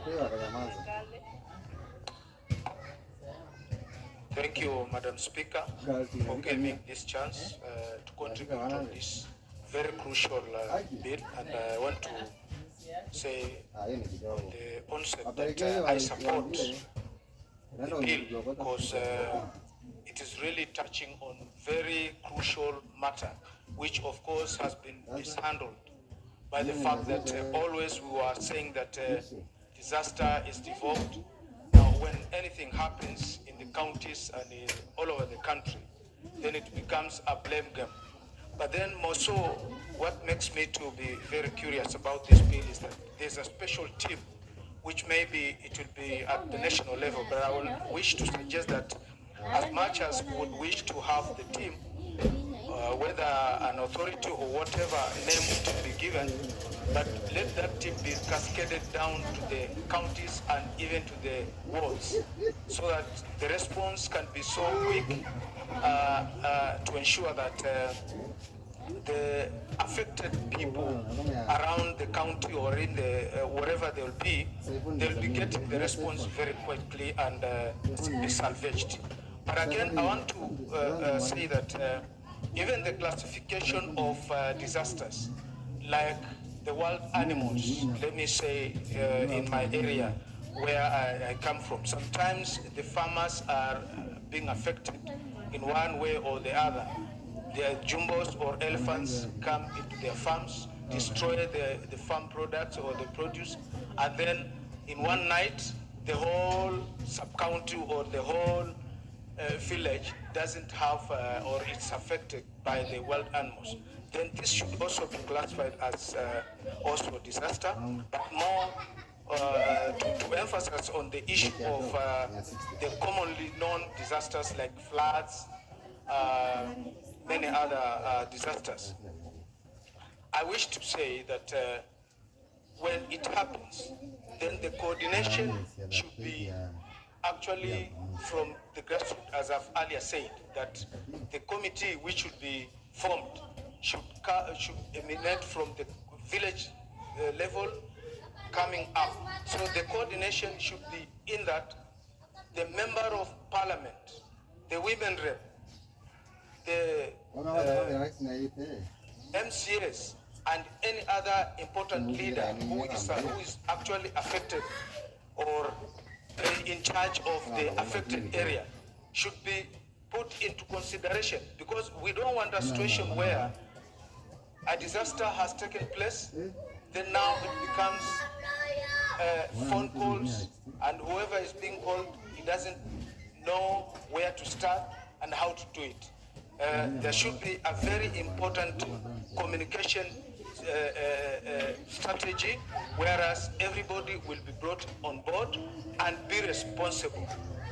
Because as we speak today, it is either the county commissioner or the governor who is supposed to take responsibility. But I wish to state here that the member of parliament in this case are always being blamed, that the roads, the bridges, and all these disasters which take place, the member of parliament and the women rep, so to say, are the ones who are affected first. So as we form the authority or whatever organ which will be formed to address this issue, then I would propose that either a representative of the MP and the member of the women rep be in those committees. And I will submit and to say that I support. Thank you, Madam Speaker. The Honorable Member John Makali, Member for Kanbui. Thank you, Madam Speaker, for the opportunity to also weigh in on this particular bill. At the outset, Madam Speaker, I will say I actually support the bill wholeheartedly. Schedule 4 of our Constitution actually grants the power to manage and control disasters to our county governments. Equally, Schedule 5 gives national government also powers to control issues related to disasters. So this bill, Madam Speaker, comes in at a very handy stage to provide a legal framework for the management of disasters, risks, and emergencies. Madam Speaker, in the past we have had floods, we have had droughts, we have had animals dying, we have had many risks in our respective constituencies and counties. But ultimately, we have not had a legal framework that provides for the coordination and management of risks and disasters as and when they occur. So, Madam Speaker, this bill, object is basically to provide a legal framework for the coordination of disaster and risk management activities both at the national level and at the county level is appropriate and is welcome at this particular stage. Of critical concern and importance in this particular bill is the creation of an authority that will be able to coordinate all these activities relating to droughts, disasters that happen and occur in our constituencies, counties, and the country at large. This authority that is created will be able to harness information, coordinate all the activities, so that we do not approach the issue of disasters and risks in an uncoordinated manner like we have been doing in the past, because there has been no legal framework. So this particular bill comes in to fill a lacuna that has been existing in our laws, the absence of a legal framework. We keep on saying, Madam Speaker, information is power. If we look at Chapter 3 of this particular bill, it sets up an electronic management system that has to give information, provide information to apprehend disasters that are supposed to come, to look at past events and be able to apprehend them so that we can be able to control them. So the bill is literally well-intentioned, Madam Speaker. In the recent past, we have had disasters that have come, and we have not really managed them very well. We have had funds allocated to them, but those funds have not been properly managed. They have become cash cows for some individuals who have taken disasters as an avenue to misappropriate funds. This bill has ample provisions that criminalize misappropriation of funds that have actually been set apart for management of disasters in our respective constituencies, wards, and counties. And of critical importance, Madam Speaker, Article 6 of our Constitution critically says that the county governments and the national governments shall consult and cooperate in the delivery of services to the citizen. This particular bill sets provisions for coordination between the national government and the county government in the management of disasters. During the Committee of the Whole House, Madam Speaker will be making some proposals to amend several provisions regarding the composition of these county committees, and the national committees will be able to deal with issues relating to disaster and risk, to include other provisions that will make this act more fulfilling its objects. Madam Speaker, I entirely support this bill and urge that we pass it. Thank you, Madam Speaker. Thank you. The Honorable Edith Yenze, member for...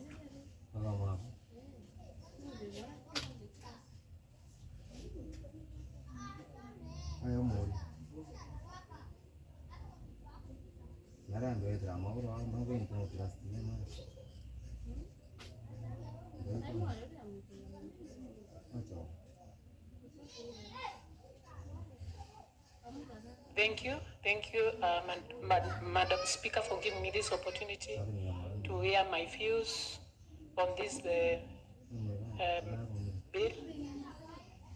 It seeks to establish a risk management authority, and I actually support it because it also seeks to establish a risk management fund, which will provide funds for risks and disaster, so that we as a country, we are prepared and also have a mitigation response in risk management matters.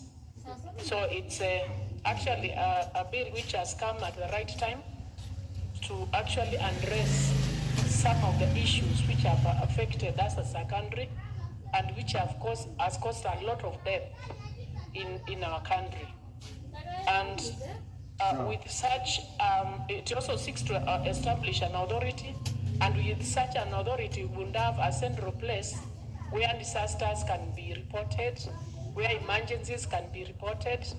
And it's even better because there is a risk management committee in the counties where the governor is the chair, and with such representation up to the counties, then it will be very easy to even report disasters, because from such committees, then they will be able to establish whether a risk is for the county to handle, or whether it's a national disaster for the national government to handle. And in the past, the coordination has been blamed for slow response to crisis. The coordination has been blamed, but now with the establishment of such an authority and with the presence in the county, then the response will be very fast, and this will save lives. So it has come at the right time. But Madam Speaker, some of the disasters which occur every time, it should reach a time when they are no longer labeled, should not be labeled as disasters.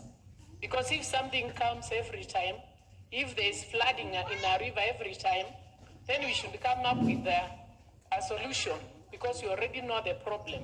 A solution of either building a bridge or coming up with a solution. Something like drought. This is something which we know if some areas will be, especially the ASO areas, will be affected. And with this risk management fund, with the funds, then what can be done is that when there is plenty of harvest, food can be stored, and so that when there is drought, such areas would be provided with food. So with such a fund and with such an authority, then some of the risks should, with the time, stop being disasters. With such a fund, something like fire, then we should have a fund where we can buy fire equipment, and also with a preparedness, we will be able to attack immediately and respond immediately, so that we save lives. Madam Speaker, I know of a river NCU, I know it's in Honorable Mliungi's a place. It killed so many people sometimes back. And if we could also come up with such rivers which are in disaster, because for it to kill people, so many people, although it's being constructed, if there was this authority, it could have come up with some mitigation issues, so that the bridge is constructed. But it is not, the project has been started and it's not over. I also have an accident-prone area in my constituency, where after every few days people are killed. The road has a problem. So if there are deaths which are caused in this road between Kombu, Kabati, and Katutu, if this authority, we should also look at such things, why is this happening every time, and then come up with mitigation measures, and with the fund, it will be able to come up with a solution for all these disasters. So with that, Madam Speaker, I support the bill and say that when it becomes an act, then we'll be able to save lives. Thank you, Madam Speaker. The Honorable Majority Leader. Thank you, Honorable Speaker. I rise to support this bill. Honorable Speaker, as was well said by the Honorable Chakapong when he moved this bill on my behalf, and allow me, Honorable Speaker, to take this opportunity to thank him for not just moving this bill on my behalf, but also having led his committee in consideration of this bill. And Honorable Speaker, going through the committee's reports, I do agree with a number of their proposals, Honorable Speaker. And it's also important, Honorable Speaker, to know that this is a bill that I did in the last Parliament, and is among the bills that lapsed, which we sought to revive in this 13th Parliament. And the need, Honorable Speaker, emanated from the desire to have a proper legal framework that would coordinate disaster risk management in the country, because we lacked that, Honorable Speaker, and we still lack. Honorable Speaker, I remember the time I came up with this bill was immediately after the Garissa University terrorist attack. And it was sad, Honorable Speaker, that at that time, and I would believe it's still the case today, in the absence of having a coordinated way in which we manage our disasters and management of risks that would contribute to more disasters. At that time, Honorable Speaker, I remember when the terrorists hit Garissa University, and so many students were shot, some killed, some injured. You can imagine the anguish that parents had. Garissa at the time was around summer times in Kenya, Honorable Speaker, but temperatures soaring to highs of close to 40 degrees Celsius. And I had an engagement, Honorable Speaker, with a medical officer who was serving in the region at that time and coordinating that disaster from Garissa. And as sad as it was, Honorable Speaker, those who unfortunately lost their lives, upon their bodies being taken to the morgue at the Garissa District Hospital, as it were then, the morgue could not handle the number of bodies that were being taken there. And bodies by that evening had started decomposing.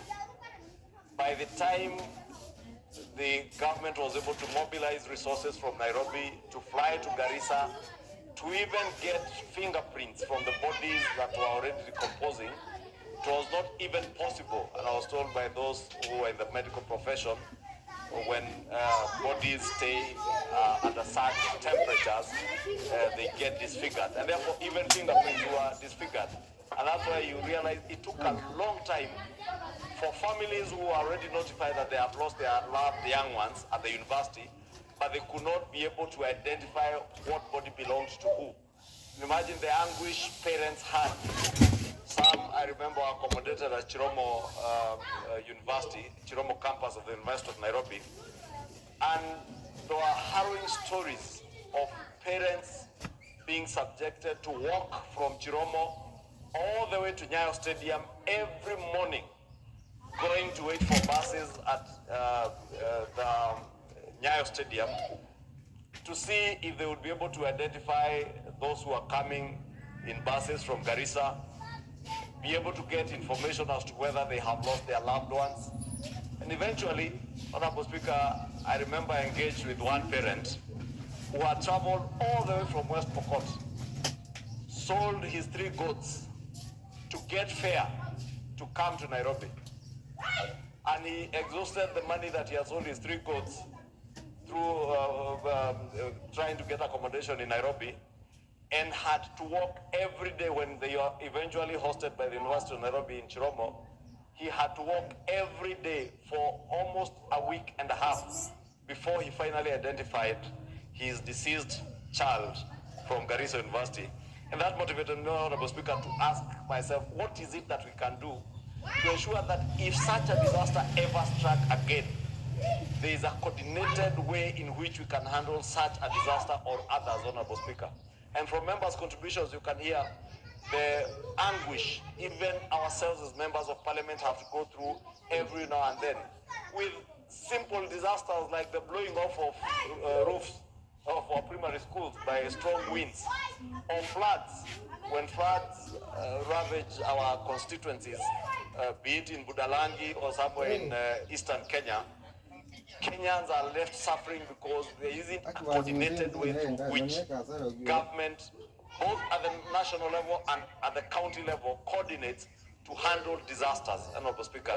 And therefore, we sought to have this bill, Honorable Speaker, to address some of these challenges, to ensure that we not only provide that legal framework for disaster risk management, but also to enhance the effectiveness and a coordinated disaster preparedness, or how we prevent disasters, how we respond, mitigation and recovery from disasters, Honorable Speaker. Because it is one thing to wait for disasters to happen, Honorable Speaker. We all know that for many years, Budalangi constituency has been ravaged by floods, or when River Nyando Nyando and Rivanzoia break their banks, people will suffer. And you remember the famous lady of Sirikali's idea during the regime of President Mwai Kibaki. And that lady brought to the fore the suffering of the people of Budalangi from floods. And I remember government at that time moved from those calls to establish dikes and other mitigation measures. But we do not have to wait for Kenyans to cry out. We should be proactive. We should move ahead of time to see how we can not only prevent and mitigate disaster, but also ensure that Kenyans are able to recover quickly post-disasters, Honorable Speaker. And therefore, this bill seeks to address some of those issues and also to reduce disaster risks and vulnerabilities at the national and also at the county levels of government. Honorable Speaker, members are aware that every county government and even the national government has funds that are usually set aside for unforeseen emergencies. And these contingency funds, Honorable Speaker, are never utilized for the right purposes, and you find that a disaster hits a county and the county governor of that particular county has no resources. Yet in their budgets, they had budgeted for a contingency fund for such eventualities and emergencies. By the time the disaster hits them, they are ill prepared and are always calling on the national government to come to their rescue. And therefore, we want to have a coordinated process so that we know how do we establish that each of our county governments are budgeting and providing funds for disaster mitigation and disaster management. How do we also ensure, as members of parliament who are in charge of budget making, that the contingency monies that are set aside to deal with disaster management are indeed appropriated for that particular purpose, Honorable Speaker, and also coordinate so that when it is a county level disaster or a disaster that is restricted within a particular county, the county can first utilize their resources before they go out to look for help. Honorable Speaker, also we have measures to know through a disaster management authority, Honorable Speaker, how can we even coordinate the mobilization of resources? Honorable Speaker, look at the COVID pandemic. We had, as a country, we had to set up an ad hoc committee, look for people in the private sector, in the corporate world, a few public officers, to form an ad hoc committee to mobilize resources to even be able to look for gloves and masks that were required to prevent loss of life, Honorable Speaker, and further spread of that disaster of COVID-19. Honorable Speaker, all these things have served to remind us as a country that we are always ill prepared and we are caught flat-footed when disasters strike.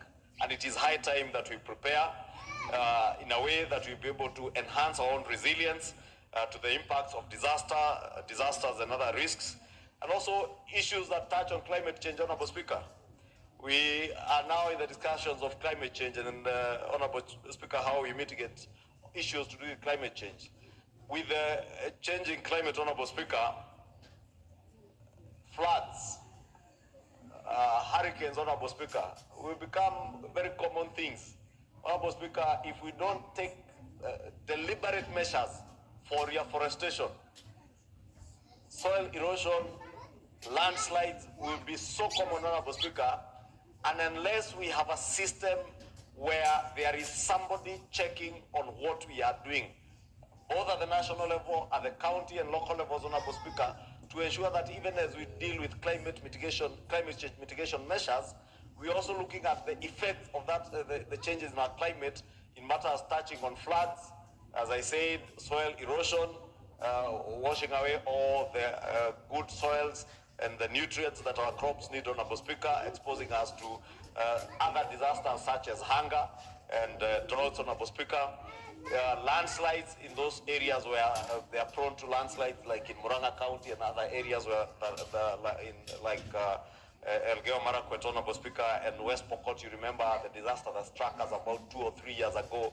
And I remember then, Honorable Speaker, when that disaster struck in West Pokot, even the minister who was in charge of the interior, the minister who was in charge of the small disaster unit that is hosted by the Ministry of Interior. I can't remember the name of that small unit because there are small units within the Ministry of Interior that deals with disasters. The minister in charge, the Honorable CS, former CS Fred Matiang'i, told the country unashamedly, Honorable Speaker, that he could not access the disaster area because of the weather at that time, flying a military helicopter.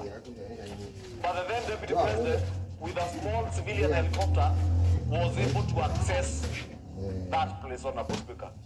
And that also speaks to the disdain and contempt that some of what we observe had with Kenyan people, that you do not relate to the suffering of the people when disasters strike.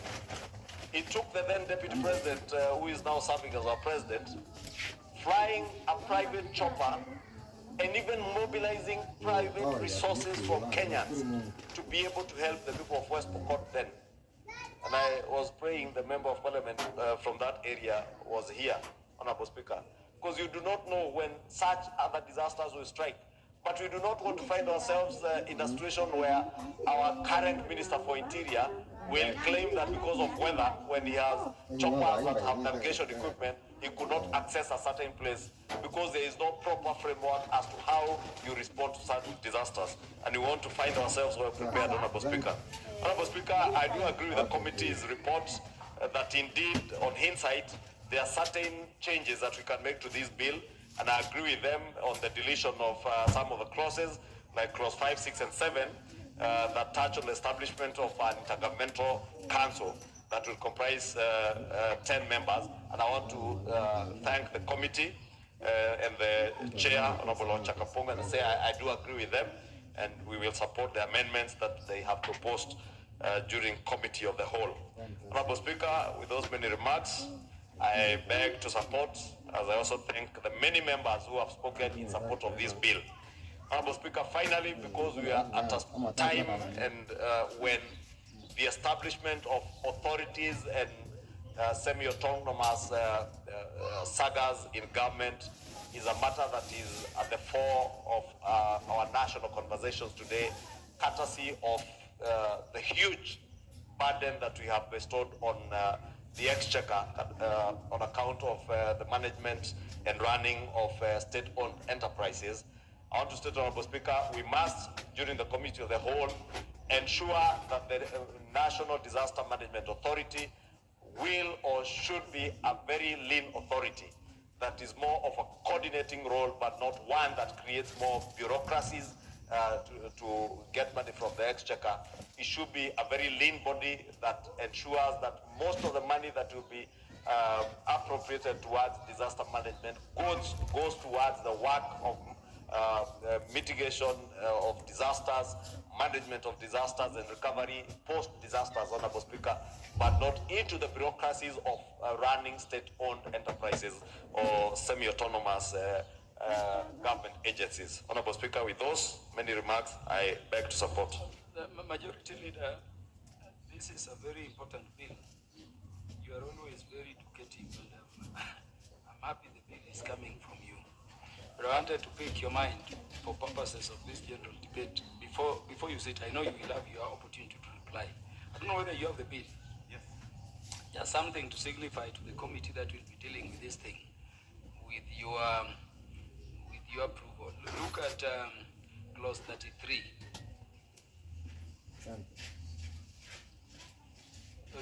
The other one can be given to the Majority Leader, so that as we debate, members are informed in terms of the areas we could, tighten.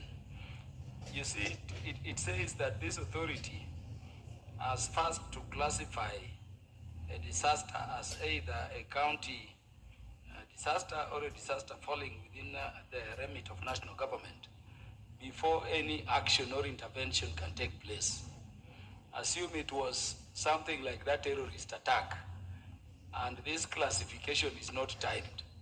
Or even the terrorist attack we had at the embassy of the United States here. How do you see this, working?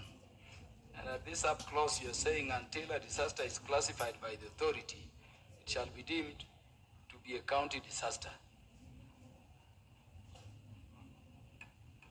It's true, Honorable Speaker, that whenever a disaster occurs or threatens, I don't know how it will threaten, to occur, the authority shall determine whether the event is a disaster under this act, and if so, immediately assess the magnitude and severity or potential magnitude and severity of the disaster, then classify the disaster as a county disaster or national disaster, and see record the prescribed.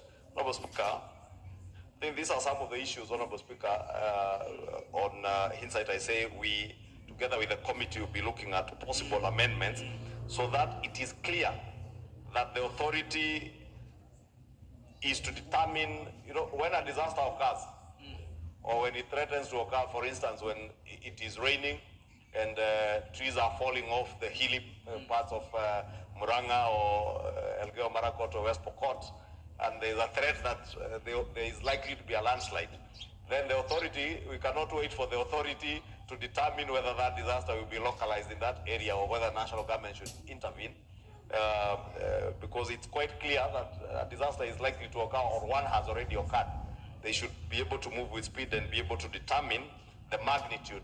And I think we'll do some cleanup in this particular section to make it clear so that, again, we are not bogged down, as I was saying earlier, by bureaucracies also that we also create in law.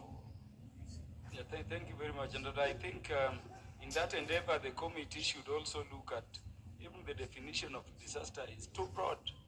Anything that causes death, injury, or disease, damages property, infrastructure, or environment, significant disruption of life to a community is a disaster. You may end up in a situation where everything is a disaster waiting for national government intervention. And as we do that, we also look at the fourth schedule in terms of the kind of disaster the counties can give them, so that we delineate them. The Honorable Dr. James Nyikal, the MP for Seme. Honorable Mili, what is out of order? No, Reku. Thank you, Chair, for giving me that opportunity. Chair, I just wanted to inform the Chair, based on actually what you've said, that if you look at the definition of disaster, there is also the word localized, so that when the committee is considering that amendment, they also must remove the issue of the word localized. And they also need to look at it in tandem with the Victim Protection Act that looks at victimization that have to do with the criminalization in nature, including terrorism. The Honorable Millie Odhiambo, do you want to contribute? Yes, I could. The Speaker has powers under Standing Order number 1 to reverse, so that you go before Honorable Dr. Nyikal, because I've been with you long enough in Parliament, Honorable Millie Odhiambo, to know when you want to contribute and when you want to wait. Do you want to contribute? Chair, I don't mind waiting. It's just that I thought because you are raising it at that time. Okay, so I don't mind waiting because he's also my senior. So wait and make those presentations. The Honorable Dr. Nyikal, proceed. Thank you, Mr. Speaker, for giving me opportunity. Mr. Speaker, this is a very important bill, and I rise to support it. And Mr. Speaker, the objective of this is to actually get a legal framework for coordination. And Mr. Speaker, emergencies or disasters normally have an emergency element. So most disasters will have an emergency element. And if there's an emergency element, there is need for preparedness, and these are things that actually have to be done. And then you have to get government systems that work through structures. So I support this bill because if you have to have an emergency response, you need to have pre-planned, and you need to work through government structures that sometimes are actually obstructive. Then you need a legal framework for coordination. And when you talk of coordination, Mr. Speaker, when you talk of disasters and emergencies, it is not often one department of government that is involved. it will actually involve many. It will involve security. It may involve the transport system. It will involve the health system. And all these will be various departments that are doing various things. But in a disaster, they have to come together to deliver. So I support that this bill tries to address that. It is even more important for us that we are working in a devolved system, where apart from just having departments, you also have two levels of government. And therefore, you have to say who is going to manage a disaster. And because of the emergency nature, there is sometimes no time for that decision to be done. Therefore, getting structures is important. And that, Mr. Speaker, is why I actually support this. It gives us those structures. And if you're dealing with risk, then it's not only taking action, but actually looking at prevention. Every disaster, we must find out why it happened, is it likely to happen again, and put in place preventive measures. This bill actually talks of classification of risk, and I think you raised the issue of clause 33. But we should look at it more of classifying the risk than waiting to classify the disaster itself, because by that time it is extremely late, and therefore we are talking of risk management. So we must then classify the risk. If we have a history, and it also talks about information, we have an information, we have a risk. What we talk of Budalangi, we talk of Nyando. When the rains are coming, we know that these areas are likely to have that. And therefore, what risk do you put in place? And even what classification? And if you have a classification, Mr. Speaker, then you can use algorithms. You can't wait until it happens, then now say, okay, this one is there. You say, if this one happens, this is what needs to be done. That is how you actually manage emergencies. You don't wait. You have algorithms, and with those algorithms, you also put up SOPs, how you respond, yeah, so that you know with this is what you do, and this is what should be done. And then if you have structures, that also will tell you who should do it. And therefore, Mr. Speaker, I support the Intergovernmental Council of Disaster Risk Management. We must really look at the word risk more than just disaster. If we start thinking of what they will act when the disaster has occurred, we're missing the point. So it is the risk then is we between the council, the intergovernmental. But Mr. Speaker, in our devolved system, we have had a problem. We have a body called the Intergovernmental Relations Technical Committee. You are a lawyer. But you know that we also created something called the Secretariat of the Council of Governors. Those two things, actually, one is illegal and the other one isn't working. So even if we form these intergovernmental structures, we must be willing to actually get those structures to work. Otherwise, there'll be points of argument. We then create an authority, and what I like about this authority, when you have a risk, if you have assessed your risk, then it must come in pre-planning, and if you are going to have pre-planning, you must have a budget. The worst thing is when you wait until you have a disaster, and then now you are starting to look for funds.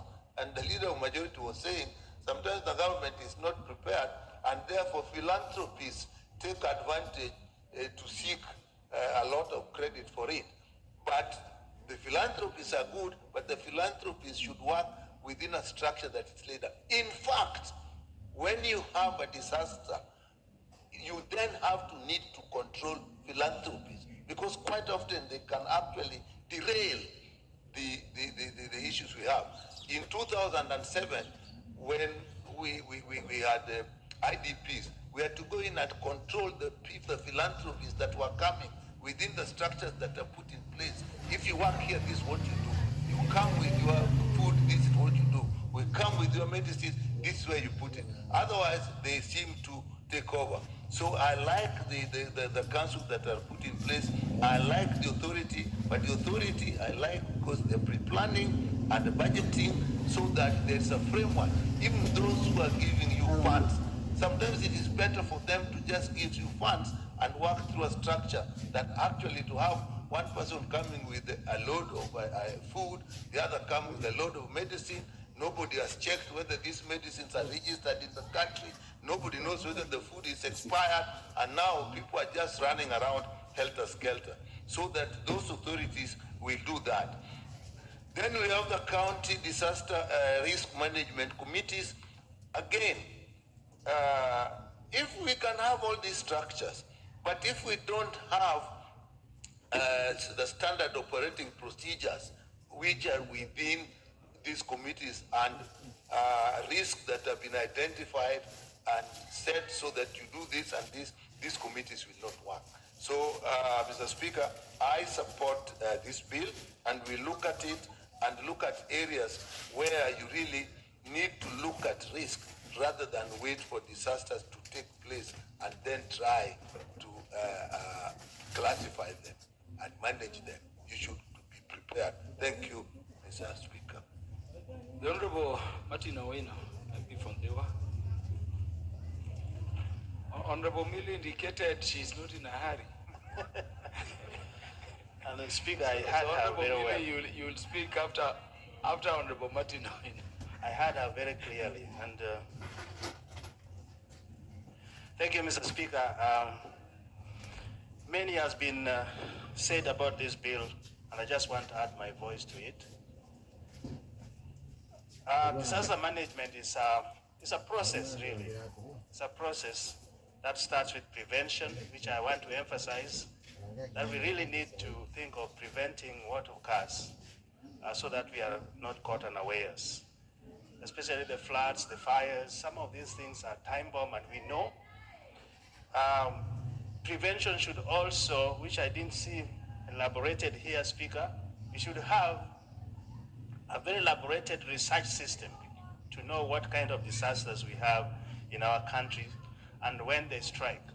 For example, in health realms, you may find seasons and the flus, and that should be well noted so that we prepare, we give flu shots before it becomes epidemic. Also, there's an element of preparedness. When it strikes, then what do we do as a people or as a system we are trying to put in place? Preparedness is one way of solving a problem. If you're not prepared, the way our counties are not, most of the time you find that CDF is called upon. School has burned down or bridge has broken, but we can hardly cope with those. But if we have this structure where we have a national or federal government supporting the systems on the ground, then we can easily manage disasters. Mr. Speaker, there's an element of response. When it happens, sometimes it is rapid response. And sometimes what you just mentioned caught me. When the disaster is classified as county, and it is more than a county, then what do you do? That will cause a delay. And when you delay in response, then you have a loss of lives and even more disabilities. So I think I do support what Mikal says. We rather classify the risks more than classifying the disaster, because there's no time for classification when disaster strikes anyway. The other element which I want to add on to this, which should be magnified, is when you have responded, there will be loss of lives, unfortunately, and also there will be disabilities. How do you manage aftermath? That is always left out.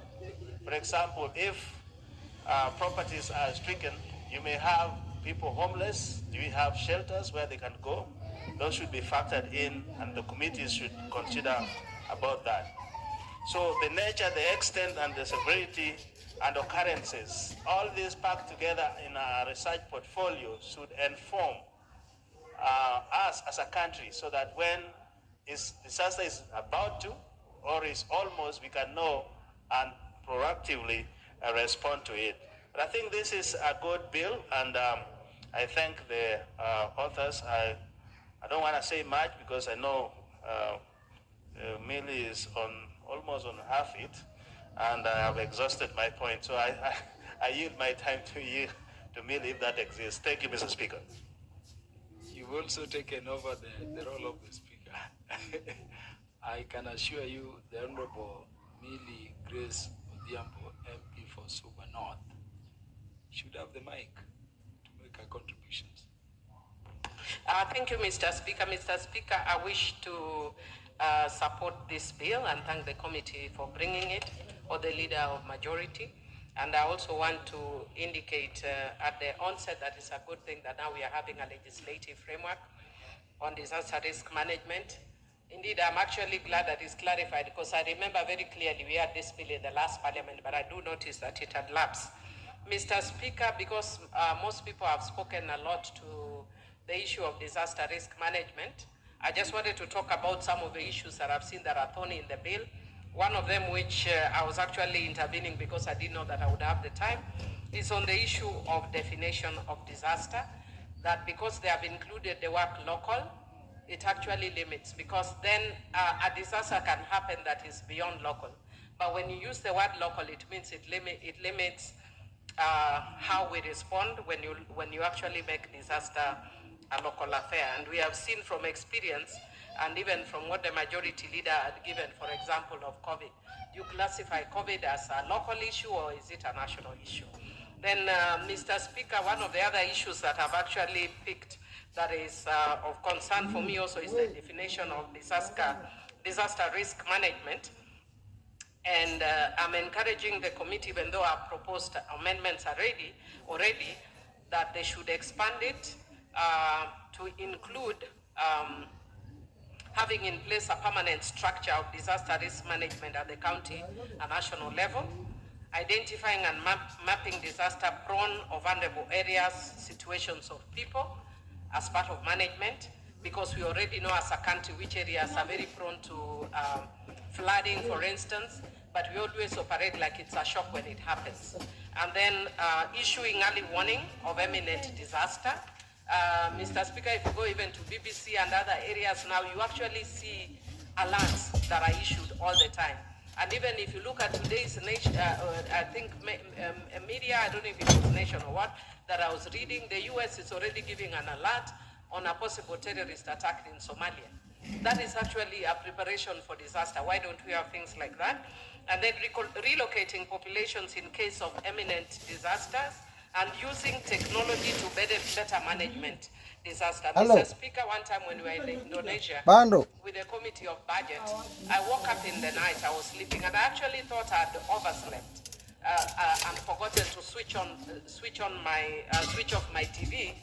And Mr. Speaker, after a while, I actually discovered that it was an automated system coming through the TV that was warning us that there has just been an earthquake of this magnitude, and we should go out and we should do XYZ, for a focal point. And Mr. Speaker, by the time I was walking down, I think God gave me an amazing ability to sleep. I met people walking up. I had slept through